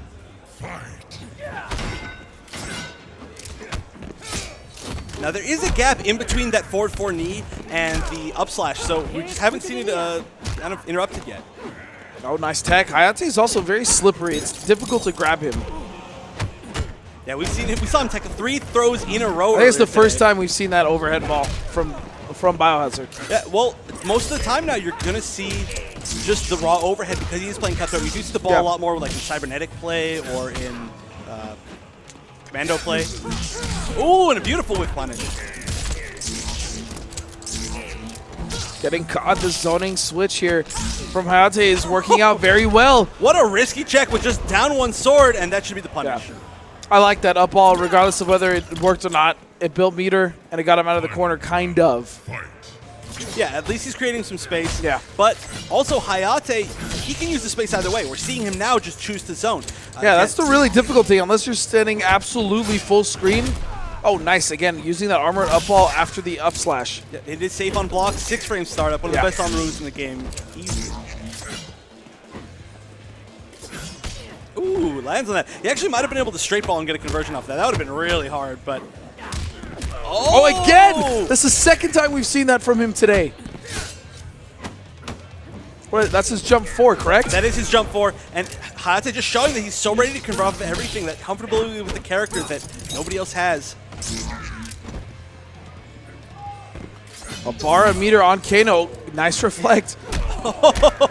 And that is always so scary. When that sword is under you, you're trying to respect him, but then the throw could be it into Chip, and Hayate there it is. Taking it 3-0 over CR Biohazard, advancing to fight SonicFox, which is a crazy match for losers bracket.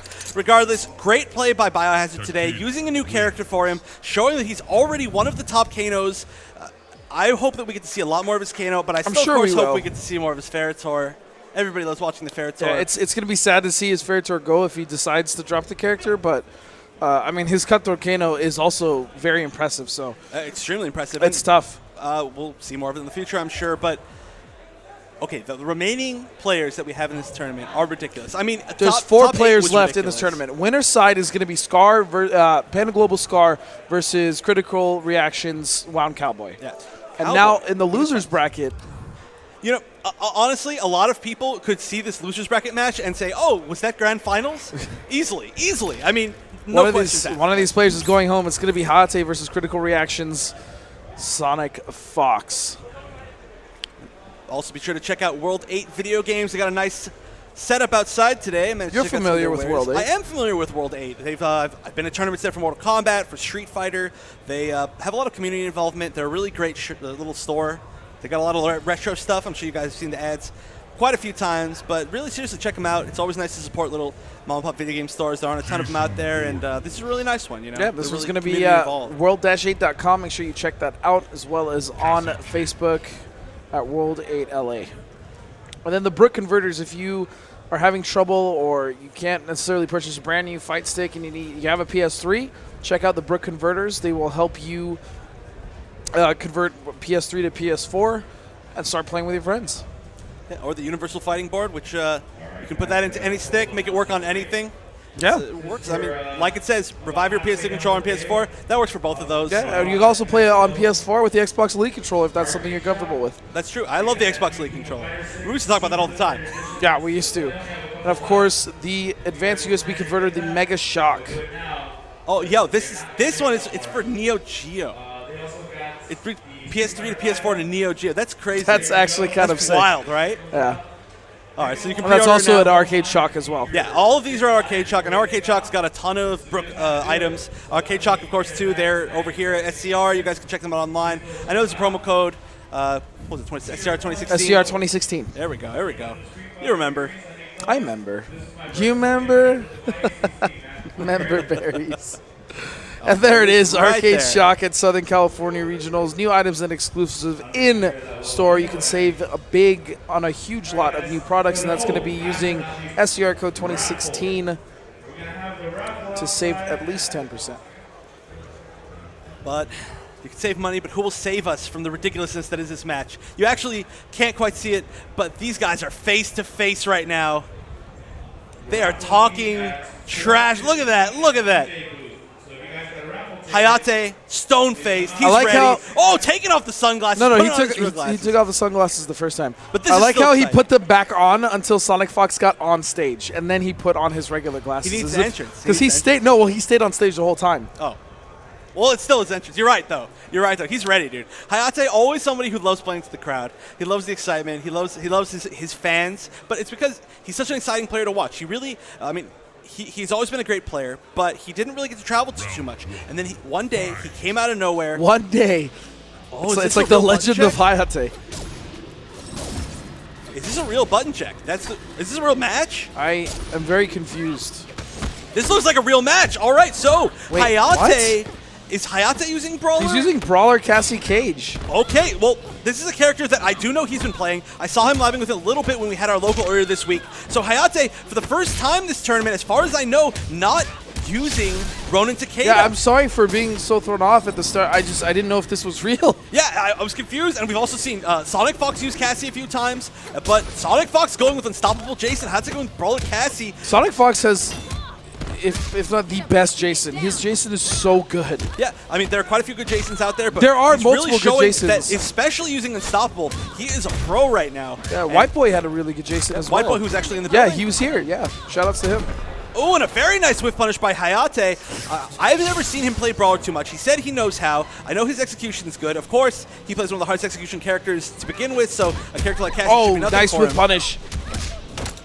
And are we going to see SonicFox take another game post-death? Oh my goodness, we that might. won't quite be enough, but One shit's more gonna be mix-up. scary. Oh no, the guns! Oh, and Hayate giving SonicFox the middle finger for that. He said, no, Whoa. get out of here. That's rude. You don't do that. But Hayate's going all out for this match. It's so weird seeing him not play Ronin. This is throwing me off. It is, and we're going to see how his playstyle Oh, what an anti-hero. adapts this. Ooh. That stand one was beautiful. Oh, but that was a great time to use Armored Command Grab. That Armored Command Grab, you can choose which side you throw them on, so he was able to put him back in the corner with that, get that corner pressure with Jason, which is so scary. Right, the regular command grab, it switches sides, but the armored you can choose. Right. And he's getting tossed around literally like a teenager. Oh, but he's got the ability to do it too. Cassie also has an Armored Command Grab, also throws them in the corner. So it's doing a lot of side switching, but this is going to be really tough to avoid this chip. And yeah, that was a tough situation. You saw Hayate try to react to that and throw out a button. But yeah, it's very, very hard to whiff punish that string. Back 1-2-1 with Jason. It's really forward advancing. It's active almost the entire time that it's thrown out. Your best bet for whiff punishing that is to, unless you have a really good hitbox normal, is to try to low profile it and get down for it. Right. Oh, so many hugs. He says, you know what, man, you give me the middle finger, but I still love you. I'm just going to hug you. Oh, what an NJP, though. Nice answer here from Hayate. Ooh, maximum damage. Oh! And okay, so we're seeing Brawler here. That's a variation we don't get to see much. She has an overhead ender that does a ton of damage, and she has a command grab. Both of them, you spend meter, they're armored, which we're seeing right now. Nice mix-ups here from Hayate. One more and down two! What an incredible read. He dashes up, and then down two is catching that jump on wake up. But he is going to get a decent amount of life back because he had 3 bars of meter. We're actually almost back to even, and he uses the health buff. This won't quite be enough to kill, but now SonicFox has the post-death life lead. And there it is. Hayate trying to score him away, but it's so hard to score him away from Jason. Well, Hayate's going to stick it out with Brawler. If there's anything more terrifying than fighting SonicFox, it's fighting SonicFox with 2 lives per round. Yeah, that's true. And he is just hugging Hayate to death. I love this style from SonicFox where he doesn't care about the corner. He's willing to absolutely just switch sides no matter what because he gets that free Oki off of each of his enders, each of his command grabs every single time anyway. But the corner is always nice. Sure. Nice. Ooh, gets a hit, but nothing else afterwards. And again with another choke from SonicFox and his big boots. Just putting down Hayate. And that's the scary thing here is Hayate now is trying to wiggle out of the command grabs, but SonicFox is mixing up so well between command grab and just raw hits. And it's so much damage back into the situation. Same situation off of both big of those damage. options.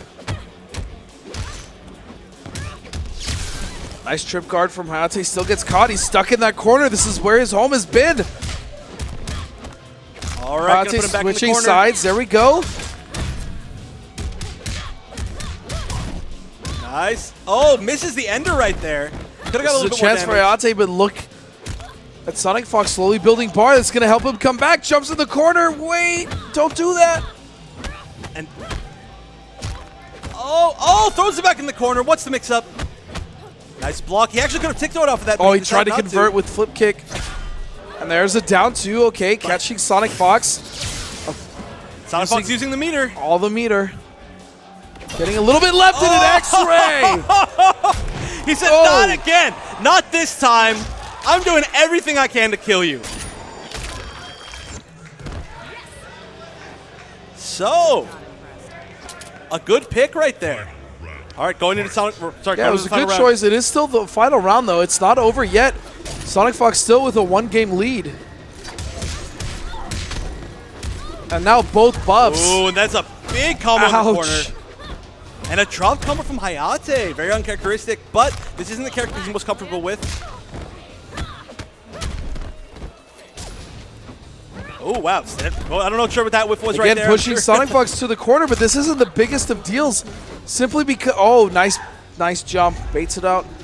The problem is if he gets SonicFox in the corner, SonicFox can still just grab him and switch positions instantly. Right, so it's almost With better armor to keep him in the mid-screen. Yeah. Oh, and this is going to be a lot of damage. It won't quite be enough to kill, but there's still one more mix-up here, and no meter from Hayate to armor. Oh, and he went for it.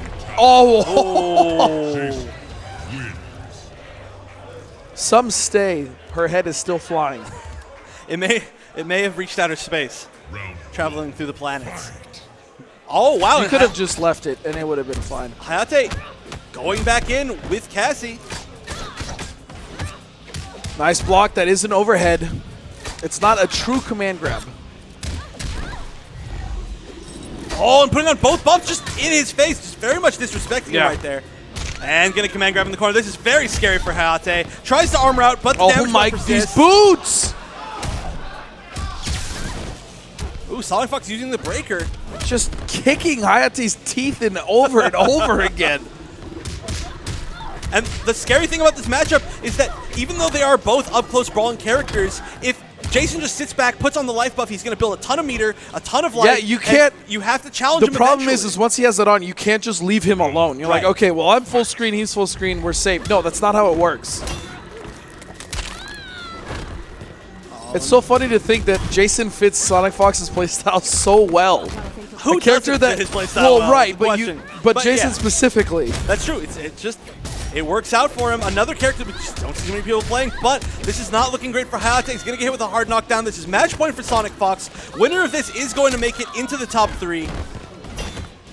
Oh, but a nice command grab. Hayate still has a chance. Wait. Oh. Classic Fox.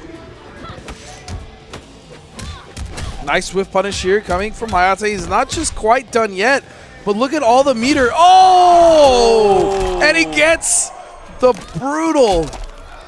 Very nice. That's a brutal you almost don't see ever. You have to X-ray from so far away.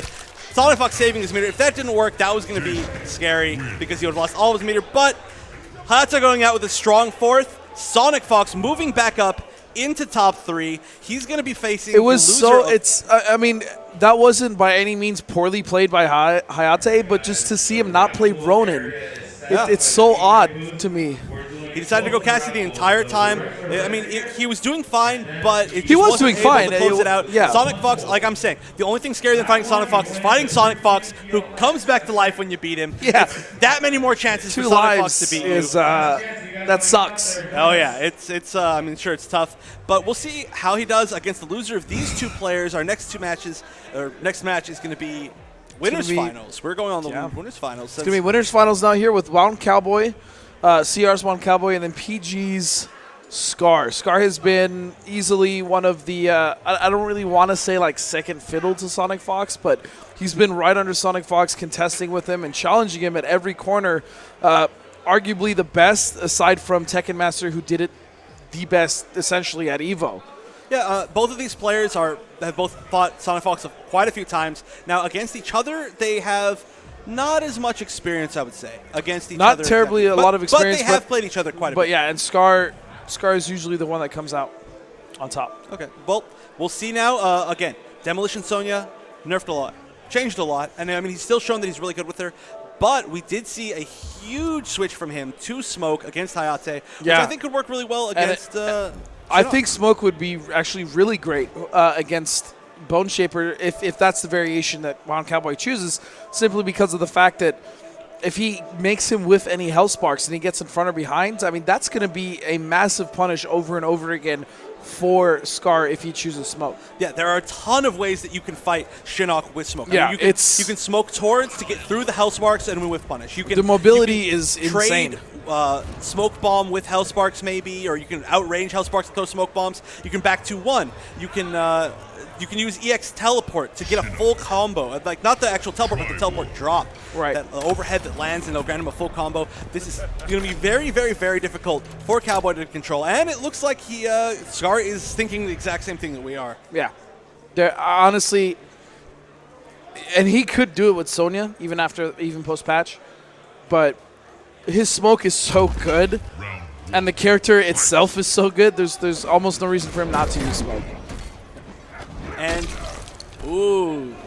Well, Zaza says Scar's going home in the next 10 minutes. That's a call-out saying that he's going to lose. So that means that we got a Cowboy fan out here. Now, Cowboy just playing solid the entire time. Cowboy's been a great player for a very long time. He's very possibly the best Shang Tsung in Mortal Kombat 9. Yeah. And just strong with Sinestro all the way through Injustice. He's been always known for playing characters that are very good at keep away and just good at controlling space, zoning, playing a little bit lane. That's definitely been his strength, though, and he's one of the best at it. And it was so awkward to see him play at the beginning of this game. He was playing Sub-Zero. Yeah, that was it was like such an odd fit for him. And then he started playing Shinnok, which was pretty much the character everyone thought he was going to play initially. Yep, and that's who we're seeing him play here in this winners finals set. Scar versus Wound Cowboy. Again, $10,000 pot bonus. That means there's a lot of money on the line for this. The winner of this is going to move into winners of grand finals. That's a big deal. And I'm sure neither of these players wants to lose and fight SonicFox again. Right. Ooh, that was a little bit of a mistake right there. Using a second smoke bomb. I don't think he realized he'd already used one within the first part of that combo. You can't do twice, obviously. And this is going to be difficult for Wound Cowboy to deal with, but so far he's doing it in stride. Well, the greatest boon for this match is the fact that the inside normals for Shinnok are so good. So yeah, he fast. still has great up-close normals, absolutely. Yeah, so he can get smoke off of him if he makes the right reads. Oh, he goes in for the chip with that down one. Now he's getting caught. Wait a second. Using the meter. He's going to go for the reset. Looks Breaker like it. available for Cowboy. He's not going to use... Oh, my goodness. Shut up. And that was a really heavy read right there by Cowboy. I mean, there is so much time that anything would have been guaranteed right there from smoke, but Cowboy was like, oh, he's delaying it a really long time. Down 2. Oh, and he misses his jump in. We're actually seeing quite a few execution errors from Scar right now. I'm not sure exactly what it is, but we didn't see them in that last set. So I talked to Scar before the set, and he's like, honestly, I haven't even really been playing that much. Really? That could be a factor that maybe he's a little out of practice. It doesn't look like it, aside from a few drop combos, but... It's quite possible, but, I mean, regardless, we saw him do extremely well against Hayate earlier. And yeah. He's doing well right now. It's just that he's got a few drops. I feel like he played the best smoke he's ever played against Hayate just today. Very possible. I mean, we've seen him beat him with him before, so it's hard to say, but he's obviously here for a reason here in Winners Finals. He just wakes up 1-1-1. Going for the hard knockdown. What's the mix-up? Nice! That's and he goes for the overhead. That back one, finally. That's something that we haven't really been seeing from Scar. He's been refraining from using the back 1 or the back 3, using either mix-up low or high. But now, and that is what we were talking about, Evan. Yeah, going right through that projectile. But wow, what a risky read by Cowboy. 100% sure that he was going to make it. That's going to put him out of the corner, but again, against smoke, like we said earlier, it doesn't really matter that much. No. Ooh, nice. That was far. Smoke really has no corner weakness because he gets out so easily. Oh, no conversion off of that. He didn't have the meter because he used the meter for the arm in the first place. Overhead coming out. We've seen a lot of overheads from Cowboy, and most of them have actually been successful in connecting. And it's really interesting to me. Cowboy never goes for the optimal combo off the overhead. I mean, you can get a lot of damage. You can get the restand, you can get the mix-up, but he always just goes for a scoop. And that's a lot of damage left on the table, but I guess he's just not, he just doesn't think it's worth, like, potentially dropping it. It's not the easiest of combos. The timing is a little weird, yeah. And that should be a punish. And there it is. And that's the second time in that set that we've seen Scar miss that hit confirm and then spear off the second hit it back to 1 when he didn't hit, then get punished for it. just feel like he's not playing as solid as we saw him against Hayate. We'll see if he can kind of fix it in this match. But yeah, he didn't really drop anything, honestly, against Hayate. Yeah, aside from like the first, confirms. there was like the first round where he was looked a little rusty, and then after that round, he looked clean as hell. Yeah, and he's looking clean again right now. Gonna take the knockdown. What's the mix-up? Nice block by Cowboy. Oh, try to get in and overhead. So that time I would understand because he puts himself in the corner. The biggest difference here between this and the Ronin matchup is the fact that, except for that string that you saw right there, Shinnok doesn't have to commit nearly as much to his string, so a lot of times when you smoke through stuff, he's going to be able to recover in time and actually maybe even beat out Smoke on his recovery. Again, another overhead. There we go, that's the full combo from Oh, he it. tries again. Insane. I've never seen so many overheads out of Wound Cowboy in my life. Hey, they're hitting, and to be honest, it's not going to be an easy punish if you space it correctly.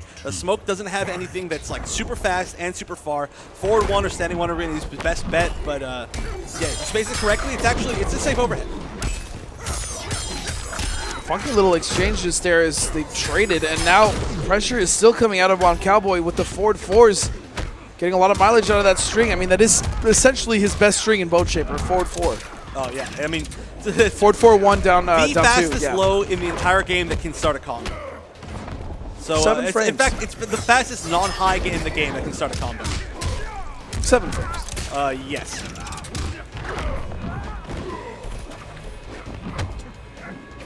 Ooh, missed Oh, the nice. anti-air. He tried. Yeah, he tried. He got the jump in. One Cowboy, fortunate for him. Now in the corner. It's hard to say how much it matters because right there. Oh, this is going to be a lot of damage. Can he kill him with just the damage, or is he going to have to get some chip afterwards? If so, that's going to be scary.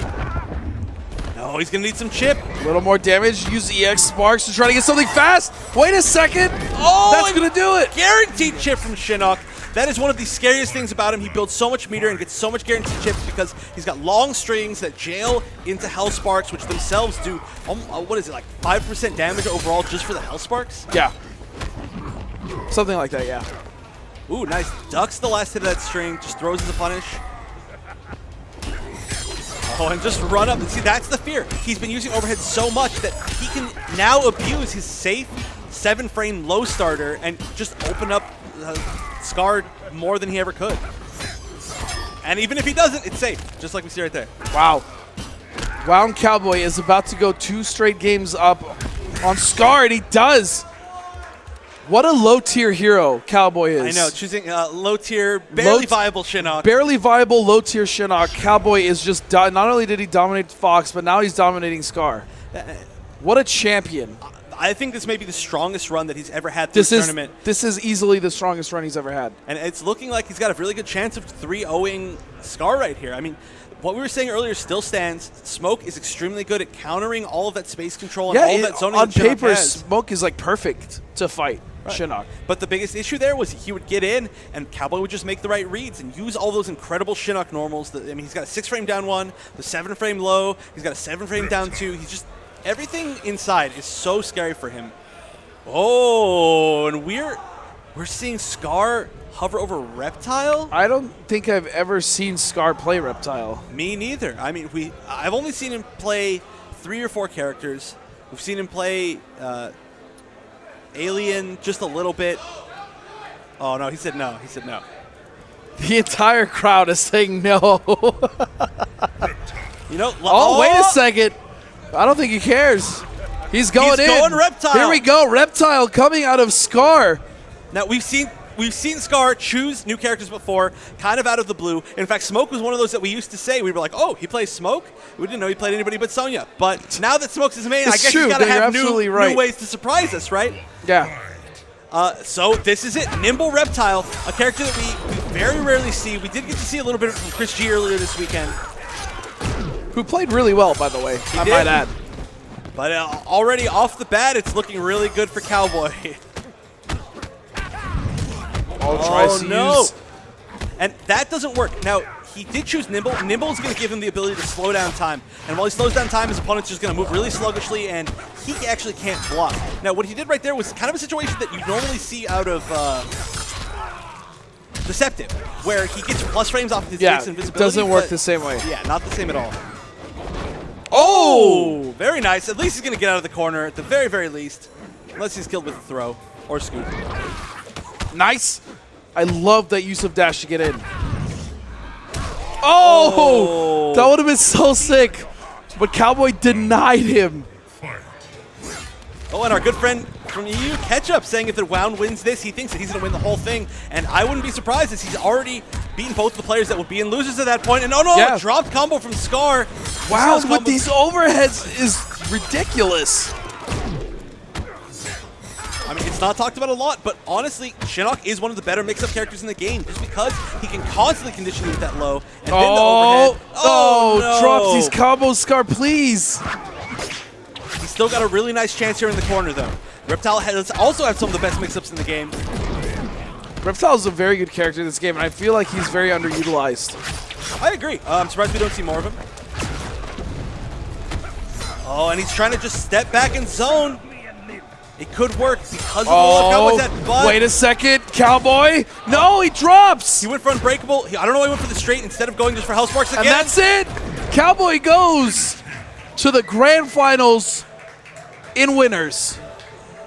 Very strong 3-0 in winners finals. Like I was saying, this might be the strongest run that we've ever seen This Cowboy is the have strongest in Mortal Cowboy I Kombat think X we've ever tournament. seen, yeah. Beating SonicFox, beating Scar very cleanly, and moving on to winners finals. Now, both of these players are now in losers finals. We're seeing them going up to compete right now. Another match that we are just so used to. But in grand finals, that's when we're used to it. Oh, This yeah. is losers finals as Cowboy has secured himself in grand finals. Yeah, which it's usually, it's a lot of times it's the other way. Cowboy's definitely proven that he's very capable of making placings like this, but Yeah. we just haven't seen it. And this is going to be one of the toughest losers finals matches that I think we've ever seen ever. SonicFox versus Scar. These two have played so much. Sure, it usually goes in Fox's favor, but with the recent changes, Yeah, I mean, I honestly, don't know. anything could happen. Both these players are using new characters today. I seriously, it could be anybody's game. It could be anyone's game. Speaking of anyone's game, if you are going to be gaming, period, you should get the best gaming headset under $50, and that's going to be the HyperX Cloud Stinger. Buy it now. I believe those are the headsets that the players have been wearing all day. They're actually, honestly, for a headset under $50, they pretty much are the best headsets for that price. I They're absolutely great believe- headsets. Yeah, and there they are right now, I believe. Maybe not. I think that's it. Well, anyway, yeah, that's them. Anyway, I can't. The worst plug placement ever, my man. Hey! It's okay. He needed to turn his head. I'm gonna blame Scar on that one. Scar, that's his hat. Have you ever asked Scar about that hat? He's worn that hat to a few different tournaments. I actually have not. Huh. I haven't really had a chance to talk to Scar. It's some sort of like what's it called? You haven't had a chance to talk to Scar ever? Wait a No, minute. I haven't day. had a this weekend. I haven't had a chance to talk to this weekend. Okay. Anyway, it's some sort of like charity or something like that. Oh, are they going in already? Yeah, seems like they're just going in. Or is this a really strong button check? A combo check? I don't think.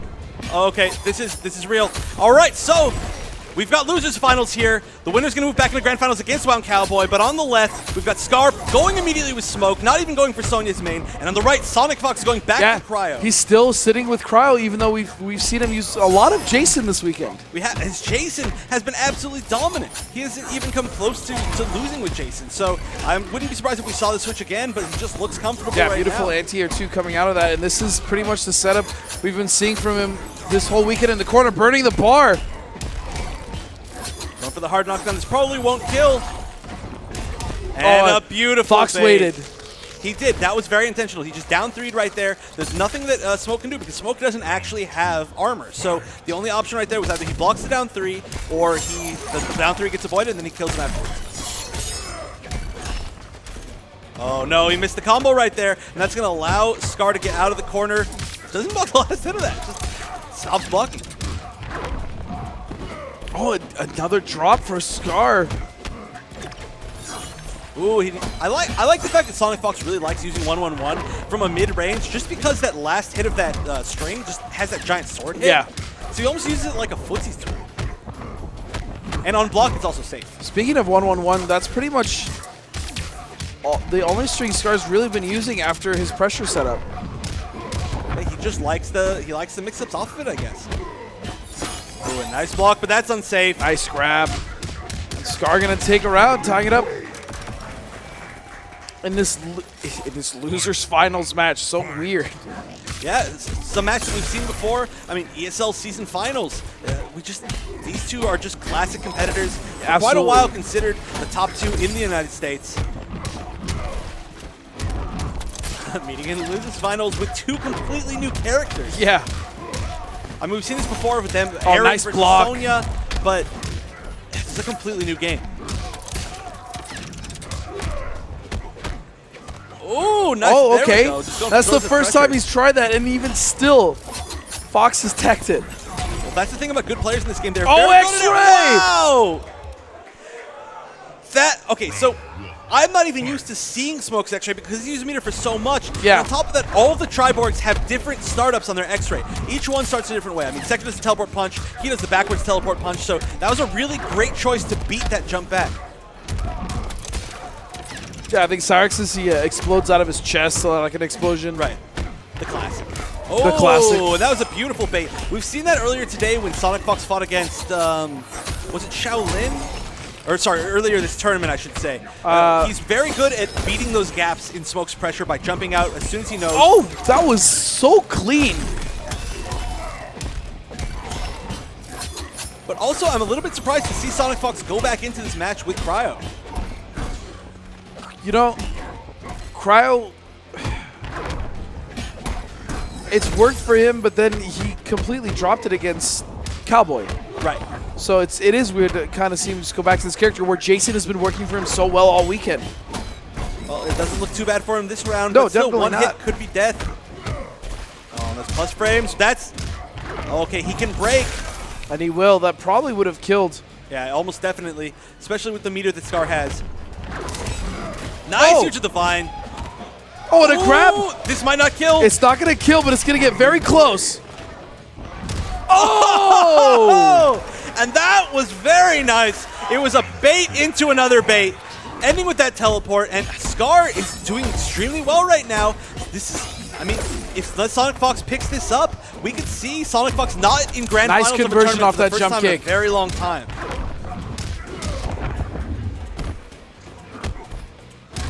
Oh! And an immediate break from SonicFox. Now no meter. Nice tech from Scar. Ooh, this is big. Great side switch. But there's a lot of meter on Smoke's side. Can he get out? Oh, nice. Just plays patiently. Doesn't try to score him out because SonicFox has been ready for it so many times so far. And I was just about to say, we hadn't really seen too many tick throws or just raw grabs from Fox, but I can promise you we're going to start seeing those. Especially when he's threatened like this on the verge of being 2-0'd. Oh, this is going to be big. Okay, nice break. He pretty much had to right there. Again, he could have probably got the 40% off of that. Oh, that's going to do it. Scar goes up 2 games. Drops the combo at the end, but Scar is up. Who cares? 2-0, I know, right? 2-0 on SonicFox. SonicFox, like I said, this is going to be one of the first times, if he loses, that he's not going to be in grand finals of a tournament. He's definitely got a lot of characters up his sleeve. He can choose Jason. He can choose Cassie. He can choose, I mean, one of the other million characters that he's played before and we haven't seen in this tournament. Scar is just sitting so happy, though. I'm thinking that we're going to see a lot of these players. Okay, so a lot of these players today have been top players for a very long time, but I'm starting to think that we're going to see a lot of them be top players with different characters. I mean, Scar going from Sonya to Smoke, Biohazard going from Ferritor to Kano, but wow, we're seeing SonicFox go back. Okay, so here is what I predict is going to happen. SonicFox, if he gets, or I should say when he gets Scar to the corner, is now going to be doing a lot of raw command grabs. In fact, we're probably going to see a lot more raw command grabs in general.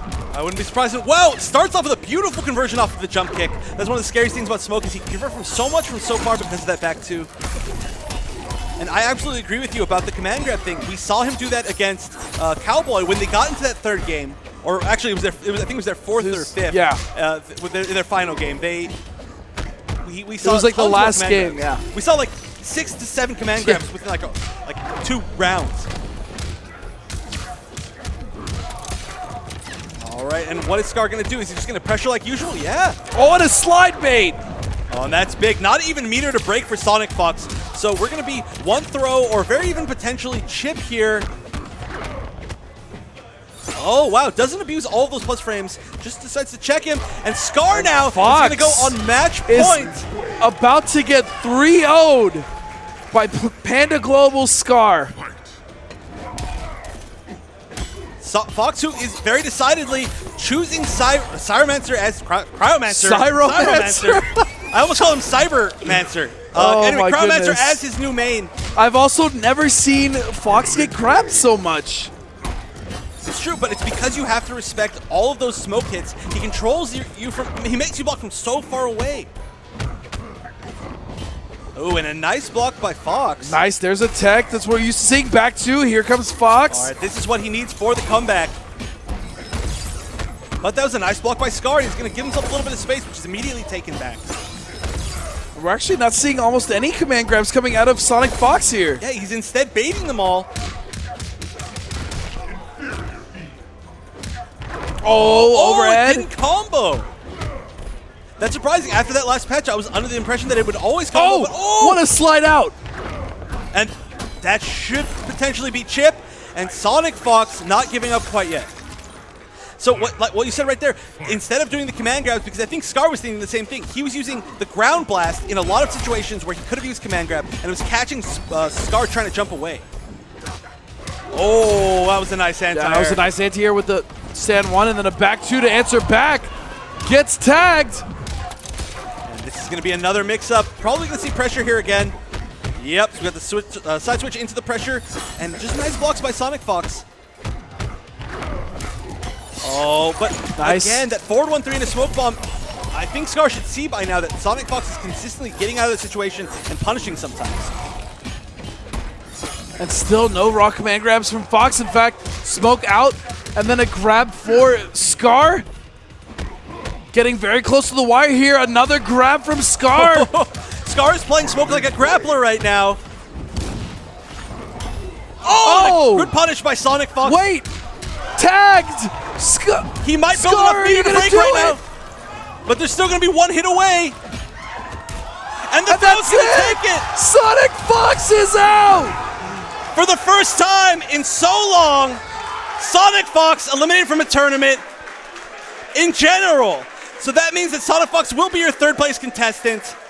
And Scar, with such an incredible showing with his new character, the smoke variation of Triborg, so happy with himself. This is a match that has been plaguing him as a player for such a long time. I mean, he is obviously one of the best players in the world, and he has been for a very long time, but SonicFox has always been one of his demons. I mean, we saw him get 5-0'd in finals at ESL, and then even from there, it's just been a very, very tough road for him to ever beat SonicFox. But this wasn't even him beating him. It was funny 3-0. It was 3-0. It's like when you say, oh, he's been Scar's demon, SonicFox has been like everyone's demon, but more so Scar, because Scar's really been the only one, for the most part, that's been up there pushing him to the limit. So to finally overcome Fox in a fashion of getting him 2 grand finals and not having to deal with him anymore is great. Yeah, and I mean, the other thing about Scar is that Scar, he's been such a world-class player. He's arguably done as well as anybody else against every other player except for SonicFox. Sure. Right? Sure. So he can beat every single person, but SonicFox has always been that wall for him. And this is showing that, I mean, this patch really stirred things up a lot. It did. We saw a lot of character Scar switches. can't celebrate too early because now he has to deal with Wound Cowboy, who has not only beaten Fox this tournament, but as well as beating him himself. That's true. This is the run back from Winners Finals, and that was very cleanly in Cowboy's favor. Yeah, I mean, that was. This is going to have to be that a was big dominating. Yeah, that's for Wound Cowboy. 3-0. And the thing is here now is, and Ketchup said it himself. Shout outs to our commentating counterparts in the UK. He thinks that Cowboy now is going to take the entire tournament. I think that's honestly entirely possible. I mean, you're going up against somebody who is who you've already beaten 3-0 and the run back. That is going to be just so hard. And of course, check out all the Guilty Gear products. They've got the new Guilty Gear stick, which is a really interesting looking stick. Felt really nice to me. I like the switches on top for the sticks, like left, right, stick. And of course, all their push buttons. Hope you guys got to catch the Guilty Gear finals earlier today. They were really incredible. Dogro won, didn't he? Dogro did win, but there was a really nice upset from He was putting Fu from losers, Santa though. Barbara. Yeah, absolutely. So that was Santa Barbara showing up. They are really second and third, so congratulations to them. But now we're going to see which region is going to win in Mortal Kombat X here on the final day of SoCal Regionals. Is it going to be NorCal or is it going to be SCR? NorCal from or Texas. SCR? He's from SCR. He's his own area.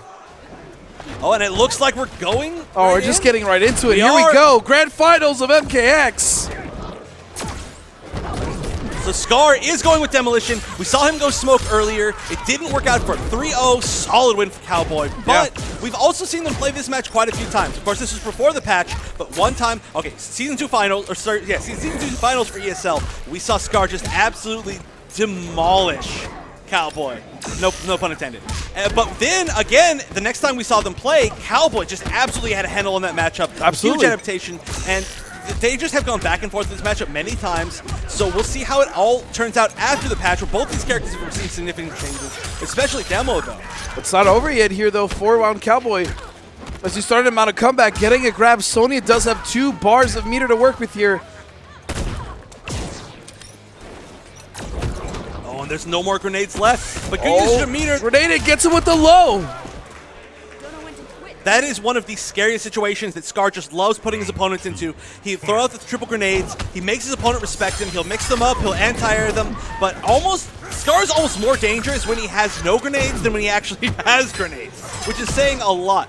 But he's really one of the first Demolition players to really start abusing the enhanced reload and really get rid of that weakness of the fact that she has to have her grenades. And for those of you who don't know, the enhanced reload is normally it just reloads, but this time it just drops 1 bomb on your opponent for every grenade that you don't have. So if you actually have all 3 grenades, it doesn't really do anything. Right. Oh, goes for the down 2, using the dive kick to alter her path in the air. Very nice from SCR. And he's probably one of the best, if not the best, at doing that. Oh yeah, I mean, you've got to be used to doing that. When you have a character like that, I mean, any character that has aerial mobility or the ability to change their trajectory mid-air is scary because they're going to be able to bait the jump arc, essentially, yeah. Exactly.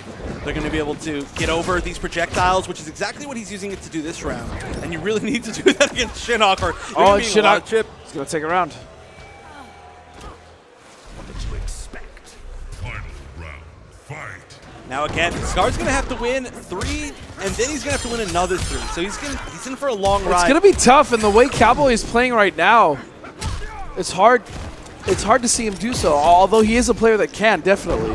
Yeah, he absolutely can do it, but like you said, it's going to be hard. Cowboy and his character are both the definition of solid. I mean, consistency, solid play, that is all that Shinnok is. I mean, he's got solid tools, good armor, good projectiles. Yeah. It's going to be so hard for you to consistently 3-0 him. You're really going to have to outplay him. You can't just random him out a few games with some good luck or some really good hard reads, because it's not going to cut it. But SCR, of course, is also just how solid he is. This first game.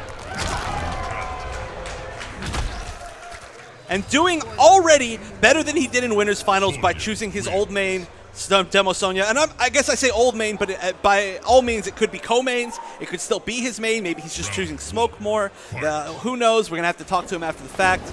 But regardless, he's already doing better with Demolition Sonya. But we're seeing a good start from Shinnok, already getting the corner carry, already getting some damage in, and already running Sonya out of grenades. But nice, very nice. As long as you can hit with that last one, you're going to get that free reload.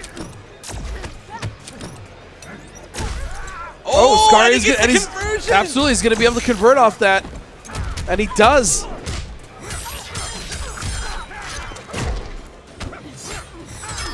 But even on block, those Shinnok strings are going to push you so far towards the center of the screen and just give him so much space back.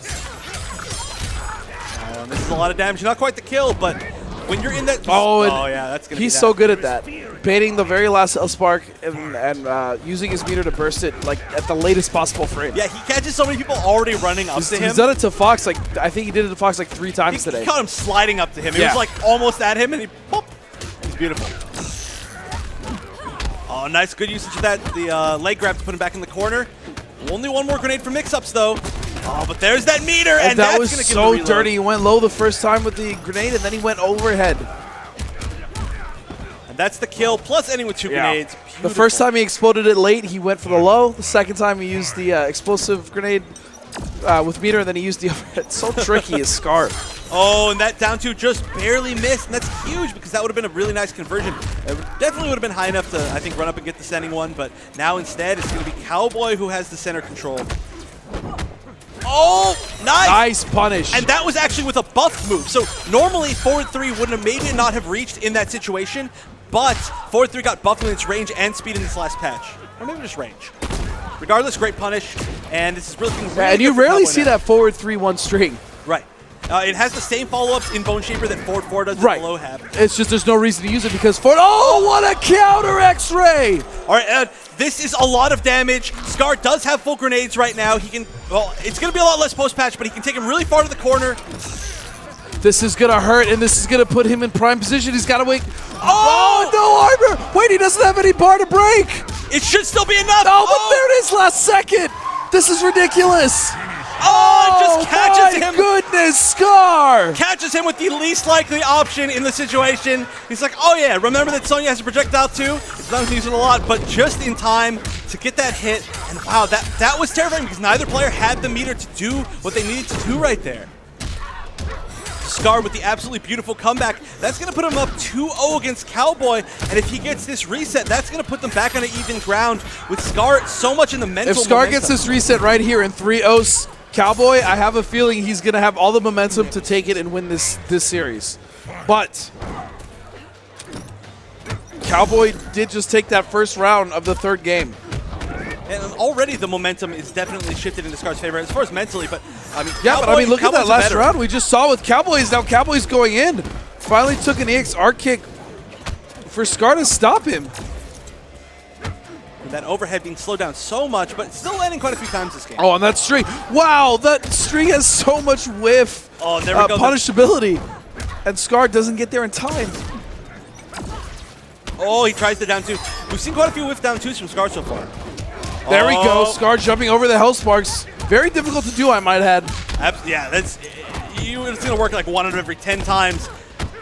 Nice check there by Wound Cowboy, staying very active, though. Oh, Nice. conversion. Actually, Nice little conversion. he might have been able to scoop right there and actually take the corner. Oh, Kobe. Oh, wait, no, he's retired. Just kidding. Oh! Nice bait. He used the grenades. He knew that Cowboy did not want to sit there in the plus frame, so he tried to jump, and that's exactly what SCR wanted to happen. Yeah, because he's managed to mix him up so many times before that he just thought, you know what, Cowboy is going to try to get away. And that was a really weird ender. I'm not sure if he really meant to do that. He decided to put SCR's really back pushing the pace now, using all the mix-ups available to Sonya. Overheads, lows, and doing he is everything he can. He is on reset point here, so all he needs to do is win this round. He's already got quite a good life advantage. Did get all his grenades back, though. Oh, no, he didn't. Now he yeah, does. he got stuffed out of it, but this time he did, even though he got hit. There is a point in there where you can get stuffed out of it Yeah. and still get those grenades He back. did get the grenades this time. Oh, but that was a little risky, maybe. And what's the mix-up here? Nice, just air-to-airs him. That could have been the kill. He decided not to use meter. Oh, and that's it. So Cowboy is going to answer back while he's still in the winner's side as he takes a game. It's 2-1 now. And this very well could be what he needs to bring it all the way back, go 3-0, and take back SCR from match point. But again, man, SCR is just... Oh, it's working out so well for him, but that's unfortunately going to put him in the corner. That throw is just out of range. Nice That is bait. plus. That is Oh! not plus. And a punish coming out of Cowboy, now putting SCR in the corner with Sonya. Pokes the grenades. And manages to get around the enhanced reload. Yeah. Oh, that's going to be a Nice. big conversion. From Cowboy, we're really starting to see Cowboy rally here. And as soon as I say that wake up coming out of SCR and a mix up, that's going to do it. And that was a very nice conversion. That wake up that Sonya has, one of the only invincible moves in the entire game, and you can only convert off of it if you're in the corner or your opponent's in the corner and you wake up with it. So he had that perfect knowledge and the perfect execution to get Cowboy back in the corner with him. I mean, of course he did. It's Scar. Of course. That's his character, but you're right. It's a little tricky to do, and there's only certain situations that it can actually be utilized in. Right. Oh, and he mistimes that grenade a little bit. That was actually a hit, so he could have converted, I think, into the full combo, but instead he wastes all of his grenades, putting him into a kind of tough situation here. He does have the meter to enhance reload, but still no grenades means that he's going to lose a lot more in the zoning war. Well, actually, one of the recent changes is to that, as we call it with Brian Compton, the buttergun, faster recovery. Oh, and shoutouts to Brett Beeling tweeting in. Shoutouts to all the MKX fans in the crowd. MKX has some of the best fans that I've seen. Yeah. Brett Beeling, in case a lot of you didn't know, was the mastermind behind the combat class as well as the technical director for the Pro League. So huge shout-outs to that guy. But Cowboy bringing it back. That was, I mean, we're still on reset point with Scar. Cowboy, though, just looking strong. It looks like he's made his adaptation back. I mean, even if he wins this one, there's still another round for Scar to bring it back, but he's showing that again, he's he's caught with that overhead of Sonya. Now stuck in the corner. Nice blocks coming out. Tries to get out. Another grenade. Oh, that free reload? That was not safe. That's so free, actually. Yeah, 2-1-3-4 in the corner. That hard knockdown, it's not a free reload. He could have woken up with a normal and actually punished it. So that was really risky. I'm not sure why Scar did that. Maybe he just, I don't know, just went for it. But getting those grenades back is important too. Oh, goes for the grab and neutral duck. That was a very nice read there from Cowboy. He's still fighting his way out.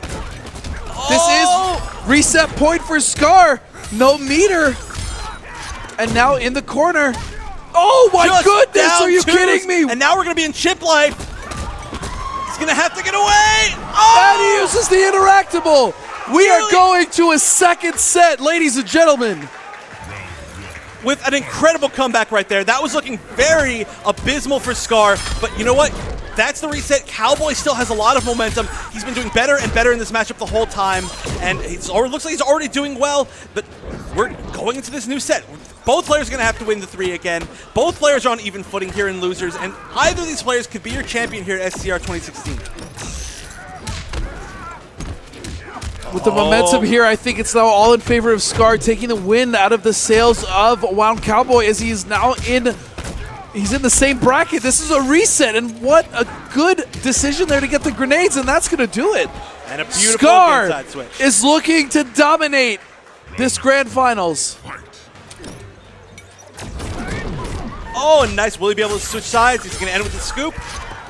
Yes, he will. That's something we've seen from all of the great players today is they all know exactly the perfect times when they should be switching sides, when they should be going with their normal enders. It just shows comfortability with your character. It shows skill. Oh, and dive kicks over that. Forward 4-1 and forward 4-1 down 2. Oh, but he drops. That's actually one of the rarest things we see from Scar with Sonya. He almost even, if he hasn't played in months, he never drops any of her combos. Yeah, it's true. I mean, they are new combos. They are still very new based on the patch. You can only use one grenade in each, but beautiful. He's doing fine by me. EX legs. EX legs. But for the first time in his grand final set, Scar is officially up 1-0. And now all he has to do is win 2 more. Cowboy is now being put on his back foot. Shoutouts to all the fans out there. Look at these guys. Excited for seeing who our winner is. It could be anybody. It could be any of these 2 players. This has been such a crazy tournament overall just because of the upsets all over the place. Absolutely. I mean, this bracket has just been insane. It's been nothing short of what I expected it to be with this new patch, with all these great players. And I think it's a very fitting grand final because it's just as unsure as the rest of the tournament. Yeah, it really is. New patch, new game. But going into this reset, Cowboy looking like he's just going to be sticking with Bone Shaper the entire time. We've known him to use Imposter, but Imposter he's used Spectrum. Yeah, he's used everything. He knows this character inside out. Oh, almost got the really good conversion. Still going to take a nice little bit of That's a really hard thing to convert off of, though. It's really wonky. But if anybody could do it, I would expect it would be Scar, of course. But again, Cowboy with the same knowledge of his character, we've seen him convert off of almost everything as well.